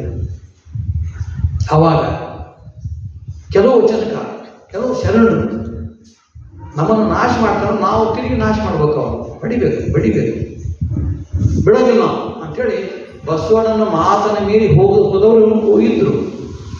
ಆ ಅಲ್ಲಮಪ್ರಭು ಅದನ್ನು ತಡೀತಾರೆ. ಬೇಡ, ನಾವು ಇಲ್ಲಿವರೆಗೆ ಏನು ಜೀವನ ಮಾಡಿದ್ದು ಪ್ರಾಮಾಣಿಕತೆ, ಮೋಸ ಇಲ್ಲ. ಈ ಪ್ರಾಮಾಣಿಕತೆಯನ್ನು ಕಂಡು ಕೆಲವರು ಅಪ್ರಾಮಾಣಿಕರು, ದುಷ್ಟರು ಮತ್ತು ಆಗಿರ್ತಾರೆ. ನೋಡ್ರಿ, ಕೆಲವರು ಉಳ್ಳವರು ಮತ್ತು ಅಧಿಕಾರಿದವರು ಏನಂತಾರೆ ಅಂದರೆ ಜೀವನ ಯಥಾರ್ಥ ಇರಬೇಕಂತಾರೆ. ಜೀವನದಾಗ ಬದಲಾವಣೆ ಆಗಬಾರ್ದು. ಜನ ಹೇಗಿದ್ದಾರೆ ಹಂಗೆ ಇರೋದು. ನಮ್ಮ ಮಾತು ಕೇಳ್ಕೊಂಡು ನಾವು ಕೊಟ್ಟಷ್ಟು ಉಂಡು, ನಾವು ಹೇಳ್ದಂಗೆ ಕೇಳ್ಕೊಂಡು ನಾವು ಅತ್ಯಾಚಾರಿಗಳಿಗೆಲ್ಲ ಅತ್ಯಾಚಾರ ಅಂತ ಇರಬೇಕು ಅನ್ನೋದು ಇರ್ತದೆ. ಅಂಥವ್ರ ವಿರುದ್ಧ ನಾವು ಮಾಡಬೇಕಾದ್ರೆ ನಮ್ಮ ಗುಣಗಳನ್ನು ಮಾಡಬೇಕಷ್ಟೆ. ನಮ್ಮ ಗುಣಗಳಿಂದ ನಾವು ನಿಲ್ಲಬೇಕು. ಇದು ಬುದ್ಧ ಮಾಡಿದಂಥ ಕೆಲಸ ಹಾಗೆ. ಯಾವಾಗ ಕ್ರಿಸ್ತ ಶಕ ಪೂರ್ವದಲ್ಲಿ ಬುದ್ಧ ಇದೇ ಭಾರತದಲ್ಲಿ ಮಾಡಿದ್ದು ಅದೇ. ಜಗತ್ತನ್ನು ಪ್ರೀತಿಯಿಂದ ಗೆಲ್ಲೋಣ, ಬದಲಾವಣೆ ಮಾಡೋಣ, ಪ್ರೀತಿ ಅಹಿಂಸೆಯಿಂದ ಮಾಡೋಣ. ಅದನ್ನೇ 12ನೇ ಶತಮಾನದಲ್ಲಿ ಅಲ್ಲಮಪ್ರಭುಗಳು ಮತ್ತೊಮ್ಮೆ ಕರ್ನಾಟಕದ ಬುದ್ಧ ಅಂತ ಅನ್ಬೋದು. ಅವ್ರೇನಂದ್ರು, ಏನು ಮಾಡಂಗಿಲ್ಲ, ನಾವಿಷ್ಟು ದಿವಸ ಮಾಡಿದ್ವಲ್ಲ ಅದು ಒಂದು ಒಳ್ಳೆಯ ಮಾತನಾಡಿಕೆ. ಅದನ್ನು ತಿಳ್ಕೊಂಡು ಮುಂದಿನವ್ರು ಹಾಗೆ ಮಾಡಿದ್ರೆ ಮಾಡ್ತಾರೆ, ಇಲ್ಲಾಂದ್ರೆ ಅವ್ರು ಹಾಳಾಗಿ ಹೋಗ್ತಾರೆ. ನಾವೇನು ಮಾಡಿಕೊಳ್ಳೋದಿಲ್ಲ. ಹಾಳಾಗಿ ಹೋಗುವುದು ನಮ್ಮ ಉದ್ದೇಶ ಅಲ್ಲ, ಅಥವಾ ನಾವು ಆಸೆ ಮಾಡೋದಿಲ್ಲ. ಆದರೆ ಹಾಳನ್ನು ತಪ್ಪಿಸ್ಲಿಕ್ಕೆ ಆಗೋದಿಲ್ಲ. ಆದರೆ ನಾವು ಮಾತ್ರ ಹಾಳು ಮಾಡಬಾರ್ದು. ಯಾವುದೇ ಮನುಷ್ಯನಿಗೆ ನಾವು ಬಡಿಬಾರ್ದು, ಕೆಟ್ಟ ಮಾತಾಡಬಾರ್ದು, ಬೈಬಾರ್ದು, ತಿರಸ್ಕಾರ ಮಾಡಬಾರ್ದು. ಎಲ್ಲರೂ ಮನುಷ್ಯ. ಅದಕ್ಕೆ ಹೀಗಾದ್ರೆ ಹ್ಯಾಂಗೆ ಬದುಕುದ್ರಿ? ಮತ್ತು ಮನೆಗೆ ಬಂದೆಲ್ಲ ಏನು ಮಾಡಿಕತ್ತಾರೆ? ಅದಕ್ಕೆ ಒಂದು ಮಾತು ಹೇಳಿದ್ರು ಅವರು, ನಾವು ಇಲ್ಲಿವರೆಗೆ ಮಾಡಿವಲ್ಲ, 2 ಕೆಲಸ ಮಾಡಿ. ಒಂದು ಸಾಮಾಜಿಕವಾದ ಬದಲಾವಣೆ ಮಾಡಿದ್ದೀವಿ, ಸುಂದರವಾದ ಸಮಾಜ ನಿರ್ಮಾಣ ಮಾಡಿ, ಚೆನ್ನರ ಸಮಾಜ ಭಾಳ ಒಳ್ಳೆ ಆದರ್ಶ ಸಮಾಜ ಮಾಡಿದ್ದೀವಿ. ತೃಪ್ತಿ ಅದ. ಇದರಲ್ಲಿ ನಾವು ಮುಕ್ತಿ ಸಿಗ್ತಾನೋ ಧೈರ್ಯನೂ ನಮಗಿದೆ. ಆದರೆ ಯುದ್ಧವನ್ನು ಮಾಡಿದ್ದೆಲ್ಲ ವ್ಯರ್ಥ. ನಾವು ಮಾದರಿ ಆಗೋದಿಲ್ಲ. ನಾವು ಇಡೀ ಜಗತ್ತಿಗೆ ಮುಂದೆ ಮಾದರಿ ಆಗೋದು. ಮುಂದೊಂದು ಸಮಾಜ ಬರ್ತಾರೆ. ಮುಂದೆ ಎಷ್ಟೋ ಕಾಲ ನಂತರ ಈಗ ನೋಡ್ರಿ, 20-21ನೇ ಶತಮಾನದಾಗ ನಾವು ಸಂವಿಧಾನ ಅಂತ ಹೇಳ್ತೇವಲ್ಲ, ಒಳ್ಳೆಯ ಜೀವನಕ್ಕೆ ಮಾದರಿ. ಇವತ್ತಿಗೂ ನಾವು ವಚನದಲ್ಲಿ ಸಂವಿಧಾನ ಇದೆ ಅಂತ ಯಾಕೆ ಹೇಳ್ತೀವಿ? ಇದು ಹೇಳಬೇಕಾದ್ರೆ ನಾವು ಧೈರ್ಯ ಬೇಕಾಗ್ತದೆ. ಸುಳ್ಳು ಮಾತಾಡಿದ್ದು ಏನಪ್ಪ ಅಲ್ಲಮಪ್ರಭುಗಳಿಗೆ ನಮಗೆ ಕಾಲು ಬರ್ತದಪ್ಪ, ಕಾಯೋಣ. ಆಗ ನಾವೇನು ಮಾಡ್ಬೇಕು ರೀ? ಒಂದು ಮಾತಾಡಿದರು. ಒಂದು, ನಾವು ಎಲ್ಲ ಬರೆದ ವಚನಗಳನ್ನು, ಕಟ್ಟುಗಳನ್ನು ಎಷ್ಟು ಕೆಲಸ ತಗೋಣ, ಈ ಜಾಗ ಬಿಡೋಣ. ಹಿಂಸೆ, ರಕ್ತ, ಅಯ್ಯೋ ಬೇಡ, ತಮ್ಮ ತಿಳುವಳಿಕೆ ಇವ್ಯಾವ ಬೇಡ ನಾವು ಸ್ವಚ್ಛ ಜೀವನ ಮಾಡೋಣ. ಎಲ್ಲಿ ಹೋಗೋಣ ಅಂದ್ರೆ ನಮ್ಗೆ ಎಲ್ಲಿ ಕಾಣ್ತಾರೆ ಹೋಗೋಣ. ಅನೇಕ ವಚನಕಾರರು ಶರಣರು ಉಡುಪಿ ಕಡೆ ಬಂದರು ಒಂದು ಐತಿಹಾಸಿಕ ಘಟನೆ. ಎಲ್ಲಿ ಕೆಲವರು ಆ ಕಡೆಗೆ ಹೋದ್ರು, ದಕ್ಷಿಣ ಭಾರತ ಕೊಡಗಿನ ಕಡೆ ಹೋದ್ರು, ಕೊಡಗು ಆ ಕಡೆ ತಮಿಳುನಾಡಿನೊಳಗೆ ಇರ್ತಕ್ಕಂಥ ಕೊಡೈಕೆನಾಲ್ ಅಂತಿದೆ ಅಲ್ಲಿ ಹೋದ್ರು. ಇನ್ನು ಕೆಲವರು ನಮಗೆಲ್ಲ ಗೊತ್ತಿದ್ದ ಉದಕ ಮಂಡಲ, ಇವತ್ತಿಗೂ ಉದಕ ಮಂಡಲ ಲಿಂಗಾಯ್ತಿರ್ತಾರೆ. ಆ ಕಾಲಕ್ಕೆ ಬಂದಂಥ ಜನ ಎಲ್ಲೆಲ್ಲಿ ನಮಗೆ ಸೇಫ್ ಕ್ಷೇಮ. ಯಾಕಂದ್ರೆ ಮನುಷ್ಯಗೆ ಒಂದು ಆಸೆ ಏನು, ನಾ ಆರಾಮಿಲ್ಲ, ನನಗೆ 2 ರೂಪಾಯಿ ಬೇಕು, ನನಗೆ ಬಿಡ್ಲಿಕ್ಕೆ ನನಗೆ ಹೌದಾ, ಇದಕ್ಕೆಲ್ಲ ಉದ್ಯೋಗ ಮಾಡಬೇಕು. ಅದಕ್ಕೆ ನೀವೇನು ಮಾಡಿರಿ, ಕಾಯಕವನ್ನು ಹೆಂಗೋ ಒಂದು ರೂಢಿ ಮಾಡ್ತೀವಿ, ಎಲ್ಲೆಲ್ಲಿ ಬರ್ದಾಗ ಕಾಯಕ ಮಾಡ್ಕೊಂಡು ಬದುಕ್ರಿ ಅಂತೇಳಿ ಅಲ್ಲವರು ಹೇಳಿದರು. ತಾನು ಸ್ವತಃ ಅವರು ಕದಳಿ ಮನಕ್ಕೆ ಹೋಗ್ತಾರೆ. ಅಲ್ಲಮ್ಮ ಜೋಡಿ ಅಕ್ಕಮಾರಿಯವರು ನಾವು ಕದಳಿ ಮನಕ್ಕೆ ಹೋಗ್ತೀವಿ ಅಂತ ಹೋಗ್ಬಿಡ್ತಾರೆ. ಕದಳಿ ಮನೆ ಅಲ್ಲೇ ಅವರು ಐಕ್ಯ ಆಗ್ತಾರೆ ಅಂತ ಹೇಳ್ತೀವಿ, ಅದು ಸರಿನೇ. ಇದು ಅಲ್ಲಮ ಪ್ರಭು ಐತಿಹಾಸಿಕ ವ್ಯಕ್ತಿಯಾಗಿ ಕೇವಲ ಪುರಾಣದ ವ್ಯಕ್ತಿ ಅಲ್ಲ. ನಮ್ಮ ಚಾಮರಸರು ಏನು ಮಾಡ್ತಾರೆ, ಸ್ವಲ್ಪ ಪುರಾಣದನ್ನು ತೋರಿಸ್ತಾರೆ, ತೋರಿಸ್ತೀವಿ ಜನಸಾಮಾನ್ಯರಿಗೆ ಅದನ್ನು ತೋರಿಸ್ಬೇಕಂತ. ಆದರೆ ಅವರು ಪುರಾಣದ ವ್ಯಕ್ತಿಯಷ್ಟೇ ಚಾರಿತ್ರಿಕ ವ್ಯಕ್ತಿನಿದ್ದಾರೆ. ಚರಿತ್ರೆ ಅಂತಂದ್ರೆ ಬರೀ ಕಥೆ ಅಲ್ಲ, ಇತಿಹಾಸ ಅಲ್ಲ. ಚರಿತ್ರೆ ಅಂತ ನಡವಳಿಕೆ, ಚರಿತ್ರೆ ನಡವಳಿಕೆ. ಆ ನಡವಳಿಕೆಯನ್ನು ತೋರಿಸಿನೇ ಅವರು ಏನು ವಚನದ ಹೇಳಿದರು ಆ ವಚನವನ್ನೇ ಬದುಕಿದರು. ಆ ಬದುಕನ್ನು ನಮ್ಮ ಇವತ್ತಿಗೂ ಕೂಡ ತೋರಿಸಿಟ್ಟ. ವಚನಗಳು ಅಂತಂದ್ರೆ 12ನೇ ಶತಮಾನದ ಚರಿತ್ರೆ. ಈ ಚರಿತ್ರೆಗೆ ಇವತ್ತಿಗೂ ಕೂಡ ಕಾಲ ಇದೆ, ಆದರೆ ಅನೇಕ ಅನಾಹುತಗಳು ನಡೆದಿವೆ. ಇದೆಲ್ಲದಕ್ಕೂ ಉತ್ತರ ಅಂತಂದ್ರೆ ನಮ್ಮ ಸಹನೆ, ನಮ್ಮ ತಿಳುವಳಿಕೆ, ನಮ್ಮ ವಿವೇಕ, ಅದನ್ನು ಜೀವನದಲ್ಲಿ ಅಳವಡಿಸಿಕೊಳ್ಳುವ ರೀತಿ, ಪ್ರಾಮಾಣಿಕತೆ. ಇದು ಹಲವು ಪ್ರಭುಗಳು ಮತ್ತು ಅವರ ಮಾರ್ಗದಲ್ಲಿ ನಡೆದಂಥ ಶರಣರು, ಬಸವಣ್ಣ ಹಿಡ್ಕೊಂಡು ಎಲ್ಲ ಶರಣರು ಸಾವಿರಾರು ಮಂದಿ ಇದ್ದಾರೆ. ಅವರೆಲ್ಲರೂ ನಡೆದುಕೊಂಡು ಒಂದು ನಡೆದುಕೊಂಡದನ್ನು ಬಂದಿಟ್ಟರು ಅನ್ನೋದು. ಆ ದೃಷ್ಟಿಯಿಂದ ವಚನ ಸಾಹಿತ್ಯ ಕನ್ನಡ ನಾಡಿನ ನಾನು ಹೋಲಿಕೆ ಕೊಡೋದಿಲ್ಲ. ಭಗವದ್ಗೀತೆನೂ ಅನ್ಬೋದು, ಉಪನಿಷತ್ತು ಅನ್ಬೋದು, ಹೋಲಿಕೆ ಕೊಡೋದಕ್ಕೆ ಅಷ್ಟೇ ಅಲ್ಲ. ಹೊರತು ಅಲ್ಲಿಂದ ಭಗವದ್ಗೀತೆಯನ್ನು ಬರ್ತಾರ ಇದು ಮಾಡ್ತಂತಲ್ಲ. ಇದು ಒಂದು ವಿಷಯ. ಇನ್ನೊಂದು ಒಂದು ಕೊನೆಗೆ ಹೇಳ್ತೀನಿ, ವಚನಗಳಲ್ಲಿ ವೈದಿಕ ವಿರೋಧಿಯಾಗಿರ್ತಕ್ಕಂಥ ವಿಚಾರಗಳು ಮತ್ತು ವಿಷಯಗಳು ಬರ್ತಾವೆ. ಸ್ವತಃ ವೇದವನ್ನು ಕಟ್ಟಿ ಸುಟ್ಟು ಬಿಡ್ರಿ ಅಂತನ್ನುವಂಥ ಮಾತು ಸಿಟ್ಟಿ ಬರ್ತಾವೆ. ಅದಕ್ಕೆ ಕಾರಣ ಅಂತಂದ್ರೆ ವೈದಿಕತೆ ಹೆಸರಿನೊಳಗೆ ಬ್ರಾಹ್ಮಣರು ಮಾಡಿದಂಥ ಅನ್ಯಾಯಗಳು ಸ್ಪಷ್ಟ. ಓದ್ತಾರ, ಜೀವನ ಮಾಡೋದು ಓದ್ತಾರ, ಅದರ ವಿರುದ್ಧ ಬರ್ತಾರೆ. ಇದು ಬ್ರಾಹ್ಮಣರು ಆ ಕಾಲದ ಅಥವಾ ಈ ಕಾಲಕ್ಕೂ ಇರ್ಬೋದು, ನನಗೆ ಗೊತ್ತಿಲ್ಲ. ಅನೇಕ ಉದಾಹರಣೆಗಳು ಸಿಗ್ತಾವೆ. ಇಂಥ ಜನರನ್ನು ಅವರು ವಿರೋಧ ಮಾಡಿದರೆ ಹೊರತು ವೇದಗಳ ಮೂಲವನ್ನು ಅವರು ಟೀಕೆ ಮಾಡಿದರು. ಯಾಕಂದ್ರೆ ವೇದ ಅವರು ಹೇಳ್ತಕ್ಕಂಥ ಜಾಗತಿಕ ಸಾಮರಸ್ಯದ ಬಗ್ಗೆ ಹೇಳ್ತವೆ. ವೇದಗಳು ಕೂಡ ಓದಂಗಿಲ್ಲ. ಅಜ್ಞಾನದಿಂದ ನಾವು ಅವುಗಳನ್ನು ನಾವು ಬಳಸ್ಕೋತೀವಿ, ಅಜ್ಞಾನವನ್ನು. ಆದ್ದರಿಂದ ಸಾಹಿತ್ಯ ಅಥವಾ ಸಂಸ್ಕೃತಿ ಇದು ಜೀವನದ ನಡವಳಿಕೆಯೊಳಗೆ ಬಂದಾಗ ಮಾತ್ರ ಒಂದು ನಿಜ, ಇಲ್ಲ ಅಂದ್ರೆ ಸುಳ್ಳು. ಇದನ್ನು ವಚನಕಾರರು ಕೂಡ ಹೇಳ್ತಾರೆ. ಹೆಸರು ಇರ್ತಾವೆ, ಹೇಳೋದಂದ್ರೇನು, ಟೀಕಾ ಮಾಡೋದಲ್ಲ, ಹೆಸರು ಇರಬೇಕು. ವೇದಗಳ ಹೆಸರಿನಲ್ಲಿ ನಡೀತಕ್ಕಂಥದ್ದೆಲ್ಲ ಶೋಷಣೆ. ಆ ಶೋಷಣೆಯನ್ನು ನಾವು ಹೋಗ್ಬಾರ್ದು ಅನ್ನೋದು ಅಲ್ಲ ಒಂದು. ಎರಡನೇದು ಭಾಳ ಅಂತಂದ್ರೆ ನಮ್ಮ ಕಾಲದಲ್ಲಿ ನಮ್ಮ ಧರ್ಮವನ್ನು ರಕ್ಷಣೆ ಮಾಡೋದು ನಾವೇ. ಅದಕ್ಕೆ ಅವ್ರು ಹೇಳ್ತಾರೆ, ಧರ್ಮ ಅಂದ್ರೆ ಜ್ಞಾನ ಅಂತ. ಜ್ಞಾನ ಇದ್ರೆ ಧರ್ಮ ಇರುತ್ತೆ. ಜ್ಞಾನಕ್ಕೂ ಧರ್ಮಕ್ಕೂ ಸಂಬಂಧ. ಜ್ಞಾನ ಹೋತು ಅಧರ್ಮ, ಅಧರ್ಮ ನೋಡಿಕೊಂಡ್ರೆ ಜ್ಞಾನವು ನಾಶ ಆಗ್ತದೆ. ಅವೆರಡು ಹೊಡೆದಾಡ್ತಾವೆ. ಹೊಡೆದಾಡೋದು ಯಾಕೆ? ನಮ್ಮಂಥ ಅಜ್ಞಾನಿಗಳ ಕೈಯಿಂದ. ಮನುಷ್ಯನ ಪ್ರವೃತ್ತಿಗಳನ್ನವಲ್ಲ, ಅವು ಭಾಳ ಕೆಟ್ಟಿವೆ. ಆ ಪ್ರವೃತ್ತಿಗಳನ್ನು ನಾವು ಸಂಸ್ಕೃತಿಗೆ ಏರಿಸಬೇಕು. ಅವಾಗ ನಾವು ಬದುಕಿಸ್ತೀವಿ. ಇದು ಹಲವು ಪ್ರಭುಗಳು ಎಲ್ಲ ತಮ್ಮ ಜನರು ಹೇಳಿದರು, ತಮ್ಮ ವಚನಗಳಲ್ಲಿ ಕೂಡ ಅವರು ಹೇಳಿದ್ದಾರೆ. ಇಂಥ ಅನುಭವ ಚರಿತ್ರೆ ಇದೊಂದು ಪುಸ್ತಕ ನಾನು ಭಾಳ ತಾವೆಲ್ಲ ಓದಬೇಕು, ಗುರುಗಳಿಗೆ ಕೊಡ್ತೀನಿ. ಅನುಭವ ಚರಿತ್ರೆ ಹಲವು ಪ್ರಭುದೇವ ಅಂತ ಒಂದು ಪುಸ್ತಕ. ಡಾಕ್ಟರ್ ಬಸವರಾಜ ಪುರಾಣಿಕನವರು ಬರ್ತೀವಿ, ಇದು ಓದ್ಬೇಕು ನಾವು. ಬಸವರಾಜ ಪುರಾಣಿಕರು ಬಾಗಲಕೋಟೆಯ BVB ಇಂಜಿನಿಯರಿಂಗ್ ಕಾಲೇಜ್ ಪ್ರಿನ್ಸಿಪಾಲ್ ಆಗಿದ್ದರು. ಇವರು ನಮ್ಮ ಸಿದ್ದಯ್ಯ ಪುರಾಣಿಕ, ಕಾವ್ಯಾನಂದ ಕವಿ ಅವರ ತಮ್ಮ. ಇವರಿಬ್ಬರ ಅಂದರೆ ಕಾವ್ಯಾನಂದರ ಕೃಷ್ಣ ಪುರಾಣಿಕರ ತಂದೆ ಮತ್ತು ಇವರ ತಂದೆ ಒಬ್ಬ ಒಳ್ಳೆಯ ಪುರಾಣಿಕರಾಗಿದ್ದರು. ಚಂದ ಹಾ ಧ್ಯಾನ ಕವಿ ಸದ್ಯ ಅವ್ರ ಕವಿ ಆಗಿತ್ತು. ಧ್ಯಾನ ಕವಿ ಚಂದ. ಹಾ ಆ ಕವಿಯ ಮಕ್ಕಳು ಒಬ್ಬರು ಕವಿ ಆದರೂ ಇನ್ನೊಬ್ರು ಈ ಪುಸ್ತಕವನ್ನು ಬರೋದು. ಇಲ್ಲಿ ಇವರು ಪರಿಚಯ ನನಗಿತ್ತು. ವಿ ವಿ ವಿದ್ಯಾಲಯ ಕಾಲೇಜಿಗೆ ನಾನು ಯಾವುದೋ ಒಂದು ಹೋದಾಗ ಪರಿಚಯ ಆಯಿತು. ಅವಾಗ ಅವ್ರು ಕೊಟ್ಟ ಪುಸ್ತಕ ಇದು. ಈ ಪುಸ್ತಕ ರೀಪ್ರಿಂಟ್ ಆಗಬೇಕು ಅನ್ನೋ ನನಗೆ ಆಸೆ ಇದೆ. ಬಸವರಾಜ ಸ್ವಾಮಿಗಳು ಅದ್ರ ಬಗ್ಗೆ ಮಾತಾಡೋದು. ಈ ಪುಸ್ತಕ ಮತ್ತೆ ಓದಬೇಕು. ಅನುಪಮ ಚರಿತ್ರ ಅಲ್ಲ, ಅನುಪಮ ಚರಿತ್ರ, ಅನುಪಮ ಉಪಮ ಇಲ್ಲ.